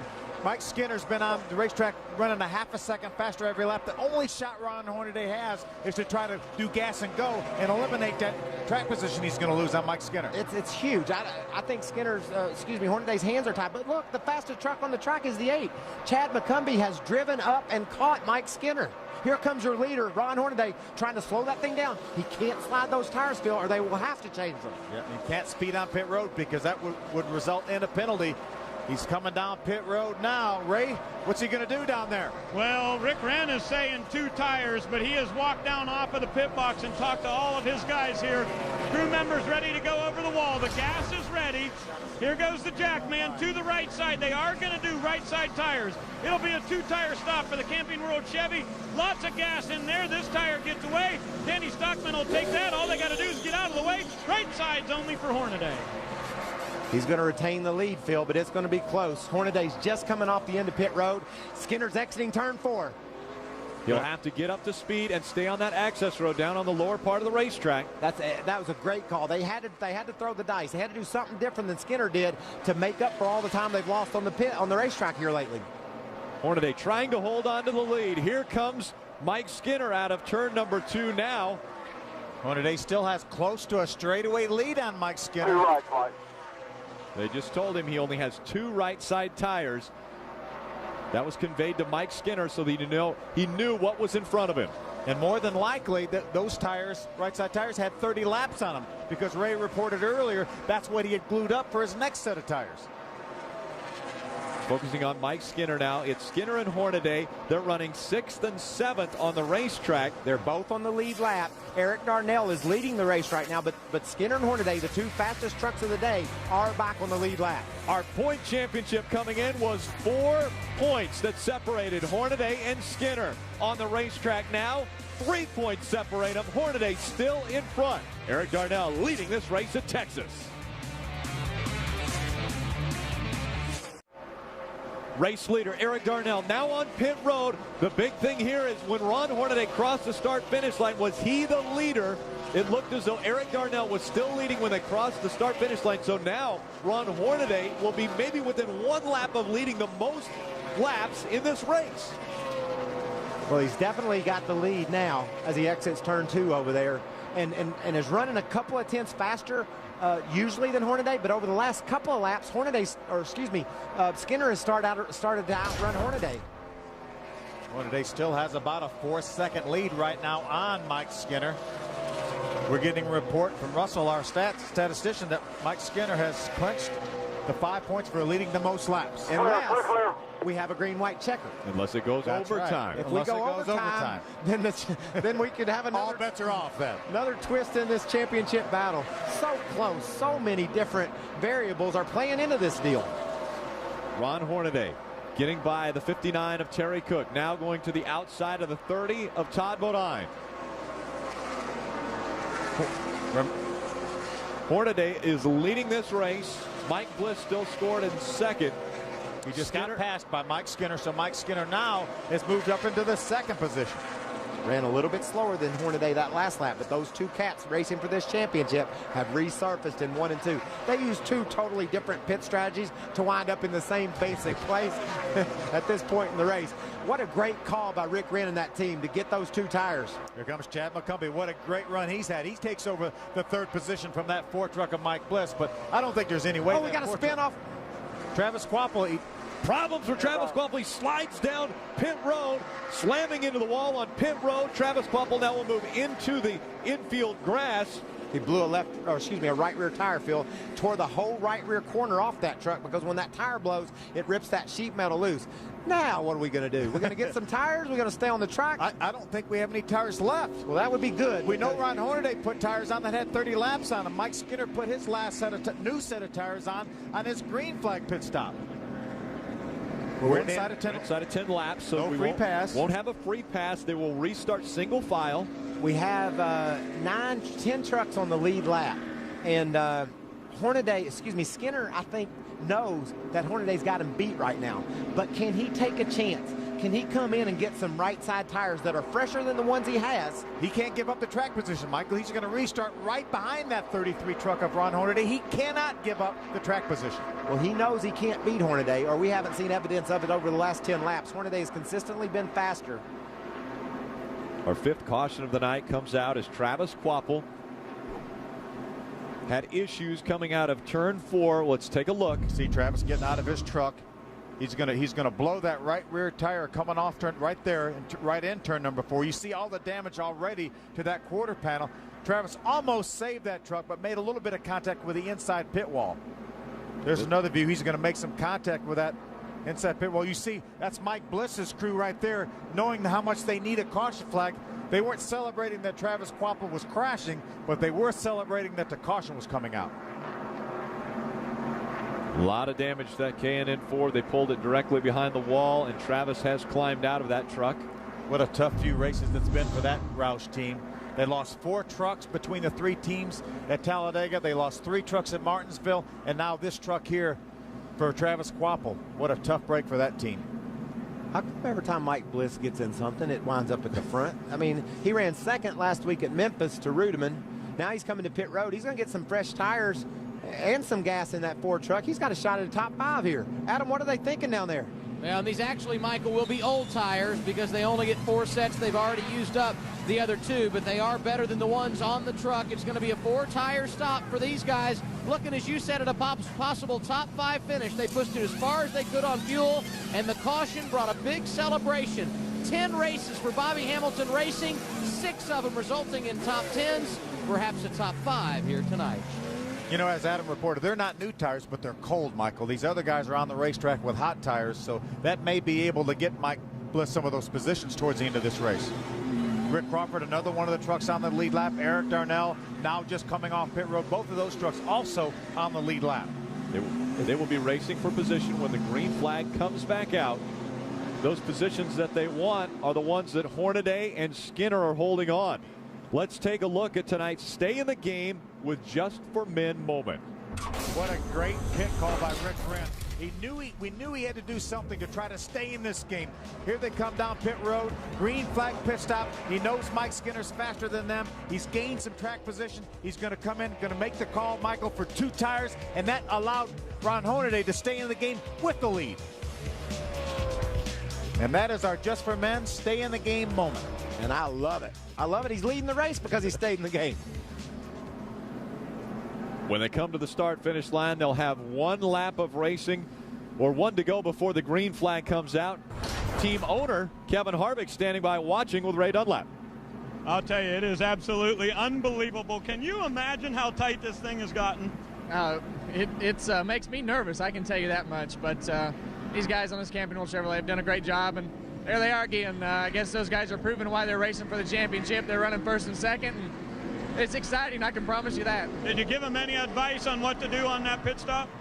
Heck no, man. I stood in the back and kind of hid. I didn't want to give any advice so that if something happened or went wrong, they got it under control. Okay, thanks, Kevin. He is patiently waiting here as we are getting ready to go with just a few laps remaining today here at Texas. What an unbelievable race so far, guys. Hey, Ray, I know exactly what that is like as an owner. I'm just hiding. I just say, please don't ask me. Whatever you do, don't ask me. Y'all decide what to do. I'm going to go hide. And, you know, that's the position Harvick finds himself in right now. I do like his truck, though. His tires are a little bit fresher on that right side. And it's, you know, we talked about the first lap at Atlanta being, I can hardly talk, Phil. Being one of the most exciting laps. We're down within side of 5 to go, and we got the 2 cats within 14 points of one another racing for this championship, running 1-2 right now. There's Jeff Hensley right there, crew chief for Mike Skinner, Angie Skinner, Mike's wife. And we've seen it's okay to lift somebody up on these restarts. These cats will move somebody out of the way if they need to. Will they race each other respectively, or are they going to have to get after it? There's only 2 races to go after tonight. Exactly, but this is a restart, and Ron Hornaday is a master at restarts. Mike Skinner's going to have to try to hang on to that back bumper of Ron Hornaday when they come out of turn number 4. Ready. Green flag in the air. We're back racing at Texas Motor Speedway. Did you see that little bit of a gap Skinner left between he and Hornaday to get that run? Whoa, like Skinner on the outside. Here comes Mike Skinner to the outside. Hornaday on the inside.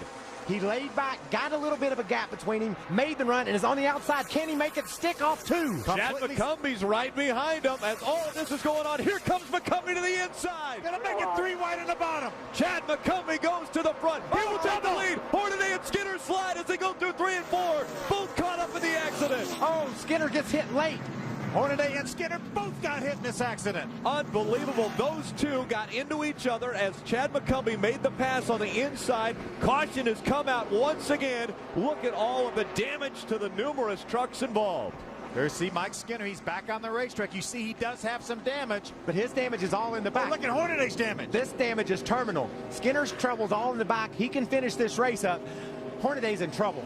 But, Michael, can't they cut the front of that off and put him back out on the racetrack? We only have about 3 laps to go. Look at the emotion. It doesn't matter, Rick. There was steam coming out of the front of that truck. That radiator's busted. He can try to limp around, but look, it's on fire. That's oil that's coming out of it. And look, they have no oil pressure, Michael. They're told him to shut it off.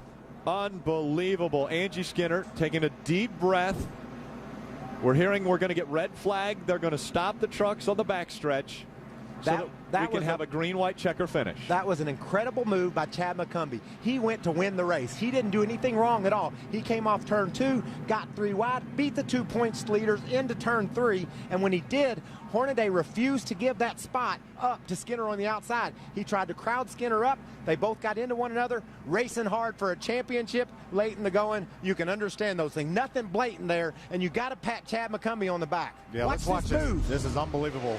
Here's a restart right here. Skinner gets a great restart. He has a little momentum. He jumps to the outside. They run through this corner 1 and 2, completely side by side, and that gives Chad McCumbee some momentum when he gets coming off turn 2. These 2 trucks are wide open, and so is the third truck, but they're stuck side by side. He has the momentum, takes it to the inside.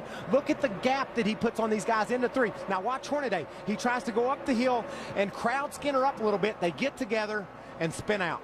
You see Matt Crafton make some contact with the 33 of Ron Hornaday. Mike Skinner also gets some contact, and you see Chad McCumbee emerges with the lead. There's the contact again between the 33 of Hornaday and the 5 of Skinner.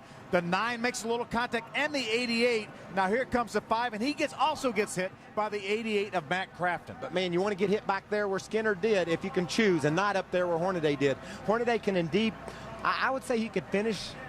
I don't think he can finish this race. He didn't have any oil pressure. It was on fire. Yeah, if he had no water, that's one thing. You could ride around here for a couple laps, but with no oil pressure, I'm not sure how long that engine would last with no lubricant.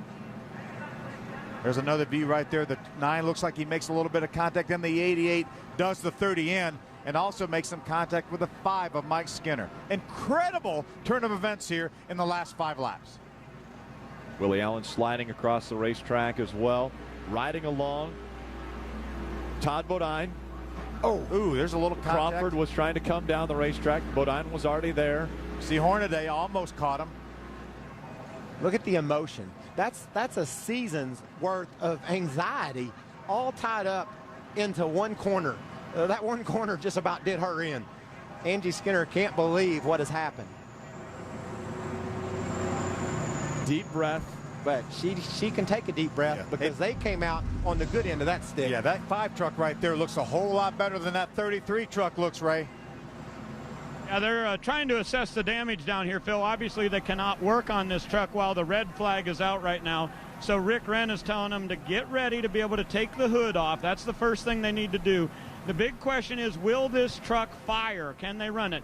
Kevin Harvick was just standing here talking with Wally Rogers, who's part of his team, and said if it'll run, fire it up once they go back to yellow. We're going to try to finish this race any possible way we can. But all the guys right now are getting instructions from Rick Wren about what to do soon as they lift the red flag. You know, guys, there's only 10 trucks on the lead lap right now. We saw a lot of damage with the 88 at Matt Crafton. If that truck will fire and he was able to limp around here, we know Mike Skinner has some damage, not as much as this 33. They may end up finishing one position apart if that 33 will refire and make his way around the racetrack for the 2 final laps. Look behind the truck here, Phil. I don't see any fluid that has followed him to that pit box. So that makes me wonder if indeed there is an oil leak, and if there was a serious oil leak, all his oil's gone. But if not, maybe they can affect enough repair to this truck to keep him from losing 6-8 spots, or at least 6-8 spots to the truck that he really cares about. These 2 are in a championship battle all their own. They don't really care about anybody else. All he's got to do is be able to limp around here. Probably when the field comes back by, there'll be 2 laps to go. He needs to be able to limp around and run these final 2 laps. You ever wonder why all these people are here, Rick? This is exactly why they're here. And they're all on their feet waiting for the finish of the NASCAR Craftsman Truck Series Chevy Silverado 350. We'll be right back with the conclusion of this race.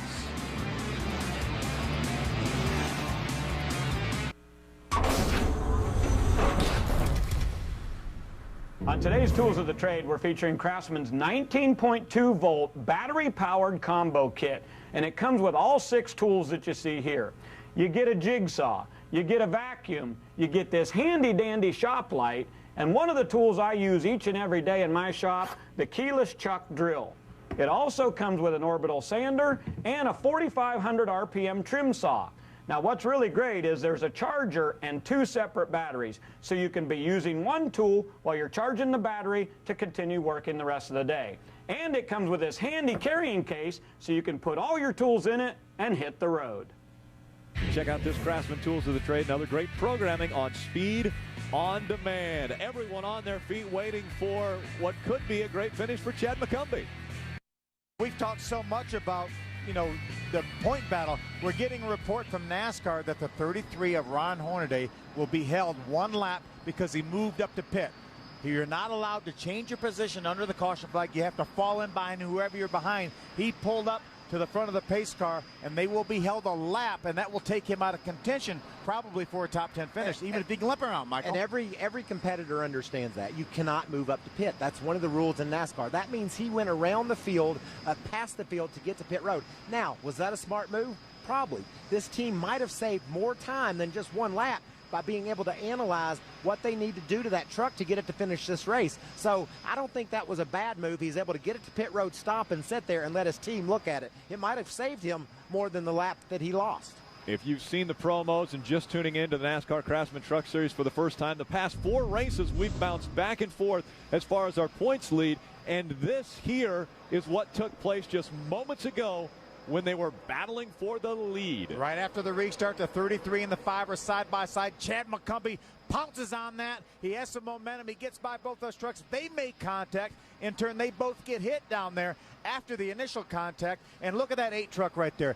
He may be on the verge of his first NASCAR Craftsman Truck Series win. His career best is 7th coming into this race. How cool would it be to get your first career win, passing the 2 guys that have dominated the season, leading the championship, a 3-wide move into turn 3, and getting a victory here at Texas. Hey, but let me tell you what, real quick, Phil. He's got to hold off Jack Sprague. Well, that's what I was going to say. And that guy's won here twice before. And Ron Hornaday is the best restart guy ever. But Mike Skinner pulled off the perfect restart to get up beside him. Yeah. Now, McCumbee watched that. McCumbee sat there in 3rd place and watched that move. He's got to be very well aware that the same thing can happen to him with Jack Sprague making that move when they go back green here in a little bit. McCumbee's been in victory lane a couple times this year. 2 ARCA Remax wins for Chad McCumbee, so he knows how to get to victory lane, but he's got one of the best guys in the history of the Truck Series right behind him. We've got Musgrave in 3rd right now, but we saw him get a little damage in that incident, so we don't know how crippled his truck may be. And Brendan Gaughan, who's no stranger to running high, if he needs to go high on this restart to get by somebody, he's comfortable doing it. And this is a perfect time to go high. Everybody's got on old tires. The new tires stick good on the bottom. The old tires not so much. So Brendan's got that in his pocket that he knows he can pull out. And by the way, he's been to victory lane 4 times in a row here. A couple of champions and a 4-time winner right behind a kid that ain't never been any better than 7. There'll be 2 laps to go when this one restarts. Take a look at most wins in NASCAR Craftsman Truck Series history at Texas Motor Speedway. Todd Bodine, Brendan Gaughan, both with 4 wins. Jack Sprague has 2, maybe looking to make it 3.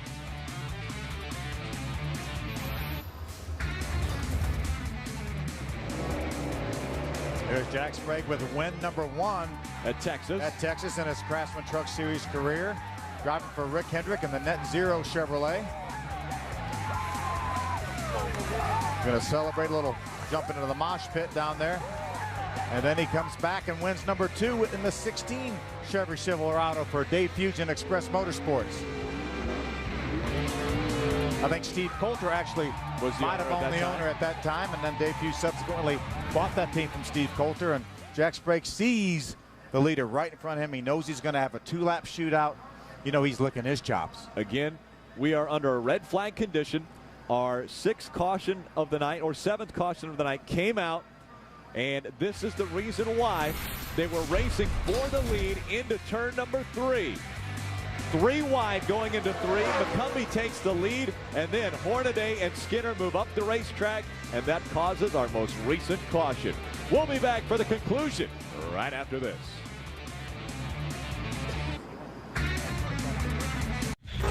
The NASCAR Craftsman Truck Series on Speed is presented by Chevrolet, an American Revolution. Brought to you in part by the official tools of NASCAR, Craftsman, and by Aaron Sales and Lease Ownership. Nobody beats Aaron's, nobody. Again, welcome back to Texas Motor Speedway under red flag conditions as they continue to clean up this racetrack. Our most recent caution caused a lot of damage to quite a few trucks in turns 3 and 4. They're cleaning that up now, and again, the trucks are on the back stretch. Let's see if we can talk to our fourth place truck right there, the 77 South Point Chevrolet, Brendan Gaughan. Hey, Brendan Gaughan, Phil Parsons up in the speed booth. You got me? Loud and proud, buddy. How you doing tonight? We're doing great up here. You look like you're doing a nice job. And you're going to find yourself on this restart in 4th position. We saw the 9 of Musgrave get a little bit of damage. What's your plan here now? You got a shot at winning number 5 here. Brian Barry built me one heck of a Chevrolet tonight.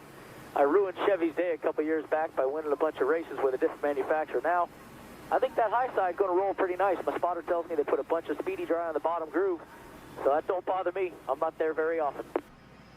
We're going to take a look at you get through this last incident there. You made a nice move coming through the smoke. Yeah, we've been joking on the radio that the Georgetown degree, Isaac Newton, what goes up, a lot of banking, or I just got lucky. Well, sometimes being lucky is better than being good, but we're just seeing this now. A great job getting around the outside of that 5 truck on the high side. Yeah, you got to be able to see where things are going, and sometimes you get lucky, and Mike Skinner's a guy that is going to drive it, not want to hit the wall, so I guess he was going to drive it down, made it to the outside. Billy Holbrook cut me through it. Our Chevrolet's in one piece to try to win this dang thing. All right, buddy, you're going to have a green and white checker when we get back. Now, good luck. Thanks, bud. Trying to prove my daddy wrong. Let's keep this team in Vegas. All right, Brendan, thanks. The announcement was made earlier as far as Weiler and Gaughan teaming up, moving to North Carolina. Ray Dunlap. Well, Rick, I'm up on top of the pit box here with Jeff Hensley. He's crew chief for Mike Skinner. And, Jeff, you guys are 7th on the racetrack now, but I know you're going to have to pit. Have you been able to assess the damage on the truck? Yeah, the biggest thing right now, we just got 4 flat-spotted tires and got a little damage on the left rear. But, we got the position we're in, we've got to come in and get 4 and get that worked on. And the worst we're going to come out of this is 8 by pitting, and we'll have cool tires on with, 3 or 4 laps to go. So we'll see. Skinner's done a heck of a job tonight. These boys on pit road have done a good job, and see if we can't get this Bill Davis Racing Tundra, get us a top 5 and get on out of here. How nerve-wracking has this whole process been? Well, it's been really nerve-wracking when we stayed out there and had to pit under the green for gas, but when everybody pitted, we could not make it. We weren't even close. So, with the limited amount of tires we have to we have to do the tire fuel management deal. So, we took a chance. It cycled around, and right there at the end, we had 4 better tires than a 33. And, he did what he had to do to keep us from passing him. I didn't, you'd like to think he wouldn't wreck us, but if you look at the replay there, we got popped in the left rear. We were on the outside, he was on the inside, and we spun. So I ought to tell you what happened, but, guy's done a heck of a job. We're getting ready to go back here. Okay, so these guys are going to come into pit road. They're going to put 4 fresh tires on that Toyota Tundra, check out the damage, and guys, what they'll do is they'll pump up the air pressure just a couple of pounds to try to make it better for Skinner on this very, very short run. There you see the 33 team going to work. They've gone back to green or a caution condition, yellow flag conditions. Phil, I think I saw oil underneath the front of that truck. Dark circle right under the front of the truck, and if that's oil, there just isn't any way. See all that fluid down on the track? Yeah, I don't think there's any way, Michael. See right there? Yeah, I don't know if that thing will definitely not run very long without oil. You can see the puddle again right there, and again, remember they're going to be held a lap also, so they're out of contention probably for a top 10 finish, and they may not be able to even refire this truck. NASCAR won't let them go out on the track if there's oil running out. I wouldn't think so, because that could create another red flag condition to clean the racetrack up again. I believe this is all a futile effort here. Futile. Now he has to get going to not to lose another lap, or actually this may be the lap they're holding him now. But the officials are sitting there looking at that oil. I don't see that happening. At the same time, there are only 14 that are that are 1 lap down. But we're going to go into overtime. We're going to ride around here for at least another lap while the pit road is open. And every lap that rolls off, guys that are 2 and 3 laps down will roll past Hornaday. Here comes Skinner onto pit road as well. They're going to assess the damage on his Toyota Tundra.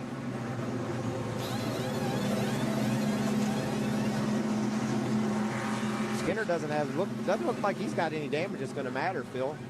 He's going to be able to get 4 fresh tires. Like Jeff Hensley said, cool tires are good tires. Yeah, he may have a shot at getting a top 5 finish. As Ray said, they're going to pump the tires up a little bit so he won't be fighting a situation with real low air pressure. So, and don't assume with Chad McCumbee leading the race and Jack Sprague thinking he's going to jump on him and Brendan knowing the high side's going to work. What the heck? Skinner might still be thinking. You can see right now they may be trying to repair whatever damage. Maybe it's the oil cooler or something like that. A heat exchanger may be leaking. They may be trying to change that right quick, or at least block it off and bypass that, and they may be able to get him back on the racetrack. They can dump a little oil in this thing. One lap could be 3 spots, and that's 9 points. And we've documented how close this championship battle is. That could be huge. If they could block off the oil cooler, dump some oil in it, and get him on the track, they deserve an attaboy. Ray Dunlap. That's exactly what they've done. They have gone to the bypass mode right here, put 2 quarts in, so they are prepared to do whatever they've got to do just to make these last couple of laps here. And as we said, with him going down this 1 lap right now, as the field will roll by us as Hornaday stays here on pit road, they give him 1 to go on the racetrack, and Hornaday will have to leave after that field comes back around. And so Chad McCumbee is going to bring the field to the green flag this time. Jack Sprague will be all he can see in his mirror.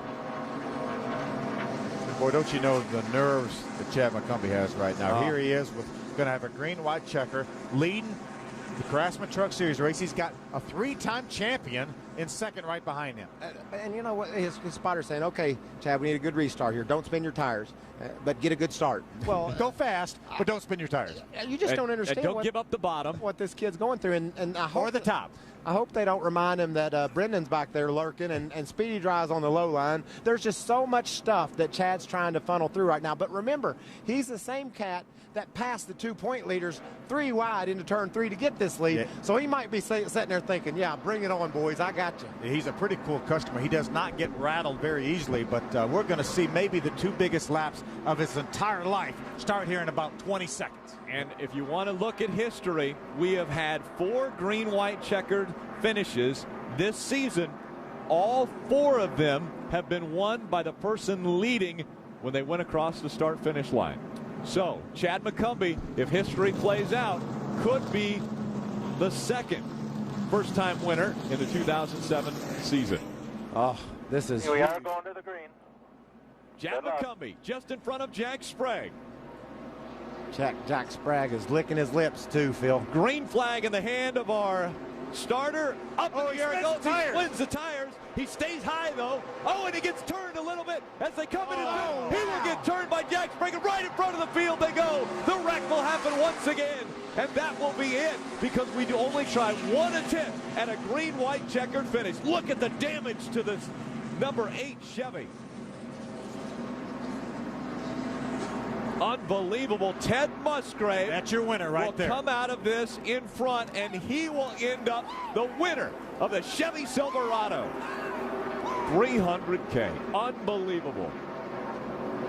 What a great win for Ted Musgrave, but boy, you really have to feel for Chad McCumbee. He spun the tires on the restart, Jack, and he made contact, and Ted Musgrave will win for the first time since 2005 at St. Louis.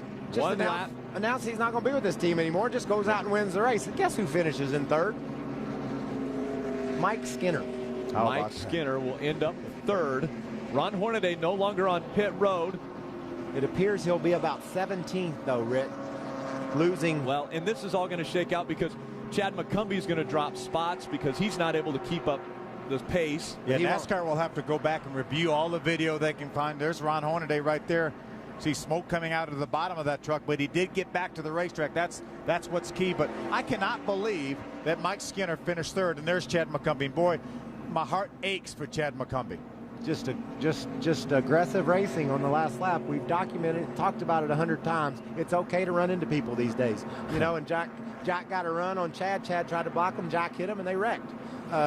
See Jack right there go by. A lot of damage to that Conway Toyota. We just announced today that he will not be back with this team. Look at that truck right there. All these guys riding around like this, Rick, torn up and limping back to the checker, means that many more positions that Hornaday will lose. Hornaday will finish behind all these trucks you see torn up because he sat on pit road for a couple of laps fixing his truck while these guys were riding around under caution. Under the caution, Ted Musgrave comes in front of the grandstand. The checkered flag will fly. Ted Musgrave wins the Chevy Silverado 350K from Texas Motor Speedway. They announced that he's not going to be back with his team. His crew chief left 2 weeks ago and went over to Jack Sprague's team. Mike Abner stepped in now, and what an admirable job he did with that Toyota. See Jack Sprague pulling his truck onto pit road in front of the pit box. Let's go back down trackside to Ray Dunlap. What a crazy finish, Ray. Yeah, it was, Michael, and I think all these guys down here know that too. I'm with Mike Abner. That was one of the craziest nights I've ever seen, but you kept your man in contention. I mean, that's what it's all about. Ted's drove the wheels off that thing all night. We've been a little tight. We kind of missed it a little bit there through the middle part of the race, and you know, with it going green and staying out, I wasn't sure about all that, but you know, we did what we could do. We didn't run him out of gas. We kept our man up there where he had to be.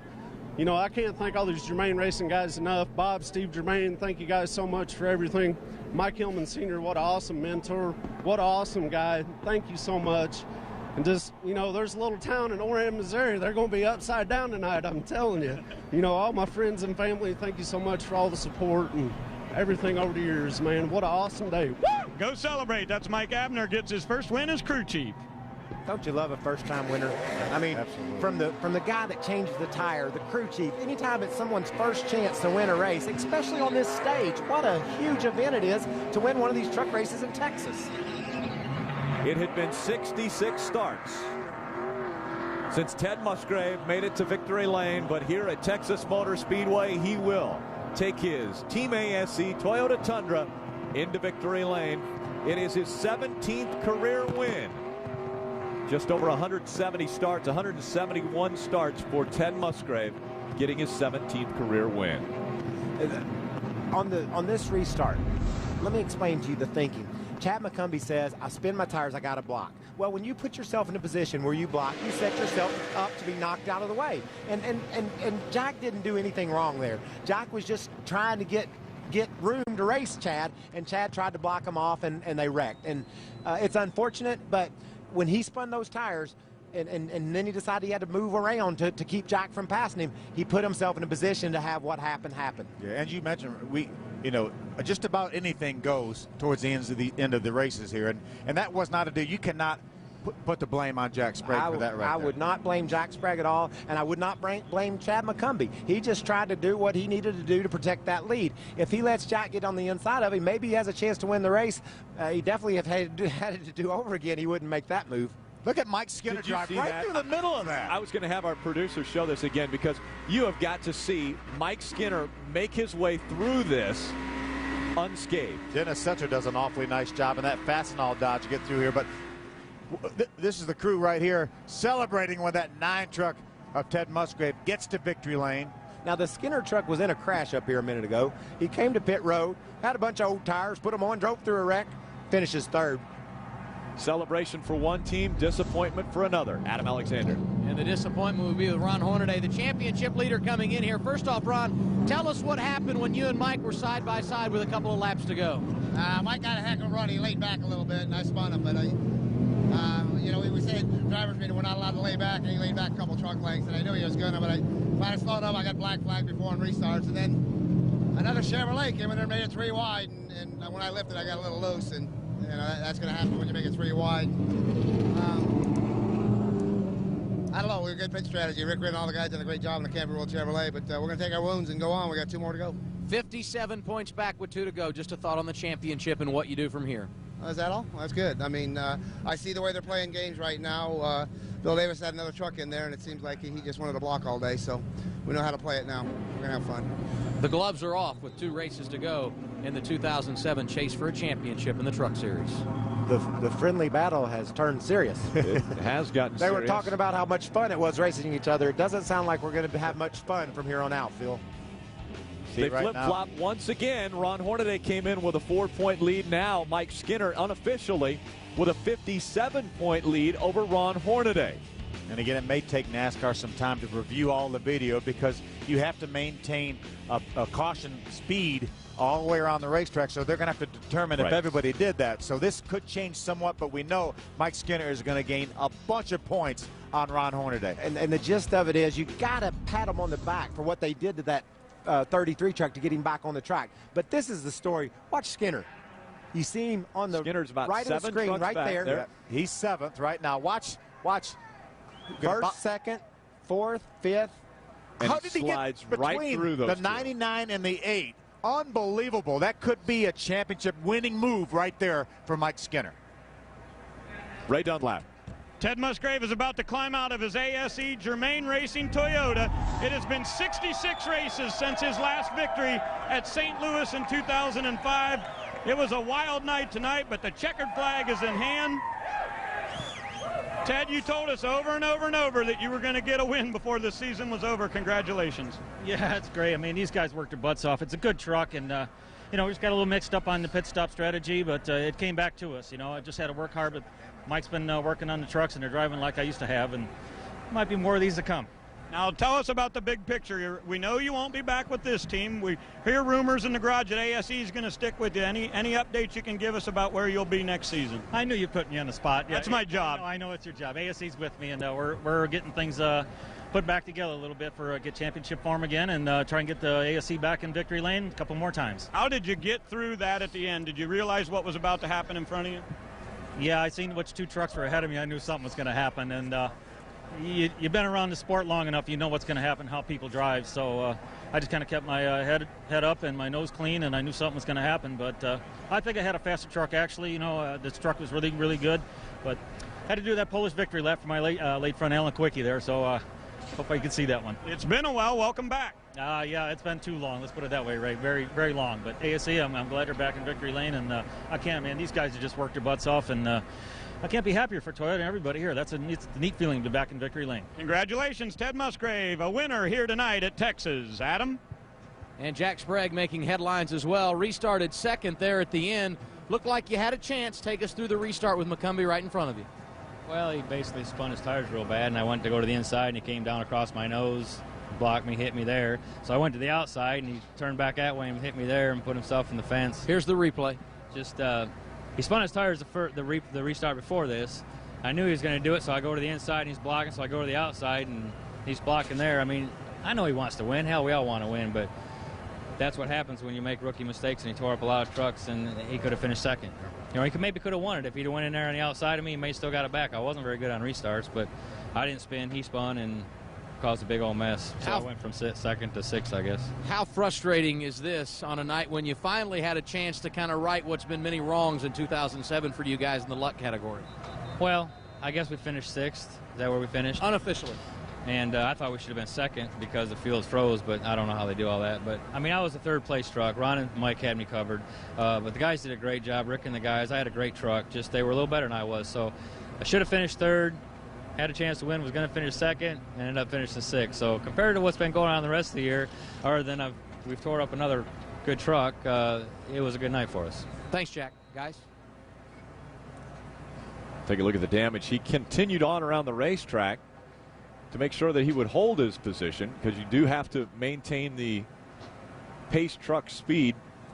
So Jack Sprague trying to hold on again unofficially. He finishes sixth. We take a look at our Fastenal fast finish. Ted Musgrave winning this one from Texas Motor Speedway. Brendan Gaughan in the top five, finishes second very impressively. And then Mike Skinner, Mike Bliss with a fourth. Rick Crawford rounding out the top five. Here are the unofficial results, and I will stress unofficial because of the accident that took place with 2 laps to go. It went right to caution. NASCAR will have to take a look at that, but we see our top 10 here. And we know Ted Musgrave won that race, and we know Brendan Gaughan finished second. Feel pretty good about the first 5 or 6. After that, it could get a little fuzzy. Chad McCumbee, who was leading at the restart, looking like potentially a 13th place finish. He and Eric Darnell were involved in that accident, both running on the lead lap. Obviously, both of those guys have been released from the infield care center. And, you know, we heard from Jack Sprague. He's emotional right now. He just had a chance to win a race and didn't do so. Right. I didn't think what the 8 truck of Chad McCumbee did was out of line. He spun his tires a little bit, tried to block to the bottom. Jack said then he tried to block to the top. He didn't. He was out of control as he slid up to the top, and they made contact. So that's just 2 guys trying to win a race. And there was the 5 of Mike Skinner squeaking through that without any damage in the last accident. And Mike Skinner is with Adam Alexander. And Mike talking things over here with other drivers in the garage area. Let's start out with that restart late in the race. You and Hornaday were side by side. Tell us what happened there. Well, I remember Todd passing us on a deal like that here at Texas, and you know, I'm not an outside guy. I'm a bottom feeder, and everybody knows that. I'm the Tony Stewart of the Truck Series, but you know, I knew that our truck was good, and I had fresher tires than Ron, and I knew that we could win the race if we went on the outside. And we went up there, and Chad made a really good move and got under Ron. I think Ron was focusing on me a little more. He should have got to the bottom and let Chad push him back by me. But anyway, it gave Chad an open door to get 3 wide, and we just went into 3 there. I have not seen it. I don't know what happened. All I know is we got ran into there, and I don't know if Ronnie got loose or I don't know what happened. I don't know if Chad I don't know what happened. But all I know is I got hit and we got spun around there. And then on the last deal, man, I don't know what happened. I guess somebody run into Chad, and it was like Days of Thunder. I just looked straight, slammed the brakes on, locked the front tires up, and then hit the gas. So I guess this probably, at the end of the day, was probably better than winning the race for us. So I don't know. And when it's all said and done, unofficially the advantage for Mike Skinner, 57 points over Ron Hornaday. Did you see the shot in the door Crawford took? He finished 4th. Yeah, big shot. Crawford finishes in the top 5. And you see the fans have filed out of Texas Motor Speedway. Another amazing finish here. And obviously they would have loved to have seen a green flag finish at the racetrack, but just couldn't finish that way because of problems on the restart. And one of those involved with that is Chad McCumbee. Adam Alexander is with him. And Chad McCumbee had his first win inside. Unfortunately, it didn't pan out. Sprague was right behind you. What happened on the restart? You know, I think we had a little clutch slipping problem about all race long, and we were spinning the tires, and that was one of the better restarts, you know, where we didn't spin them too much. And, you know, got past second gear there and was going up to third, and looked in my mirror, and he was ducking inside, or he was on my bumper. I looked back straight, and I got jacked up there. So, you know, I mean, everybody's trying to win the race, and very disappointed. Great effort from the GPSstore.com Garmin group there. I just cannot catch a break this year. You know, we did everything right this week. We did everything right last week, and I just, you know, all them guys respected me a ton up there, and I just wish I could have had a little more respect that time. Guys, they know he was here tonight. Chad McCumbee so close to grabbing that first win, but not able to do it. Next week, it's the NASCAR Craftsman Truck Series Phoenix 150, Phoenix International Raceway. 2 races to go, 57 points separate Mike Skinner and Ron Hornaday in the championship hunt. Who will it be? Well, Skinner's got the lead now. We'll see if he can hang on. In victory lane tonight, Ted Musgrave wins at Texas.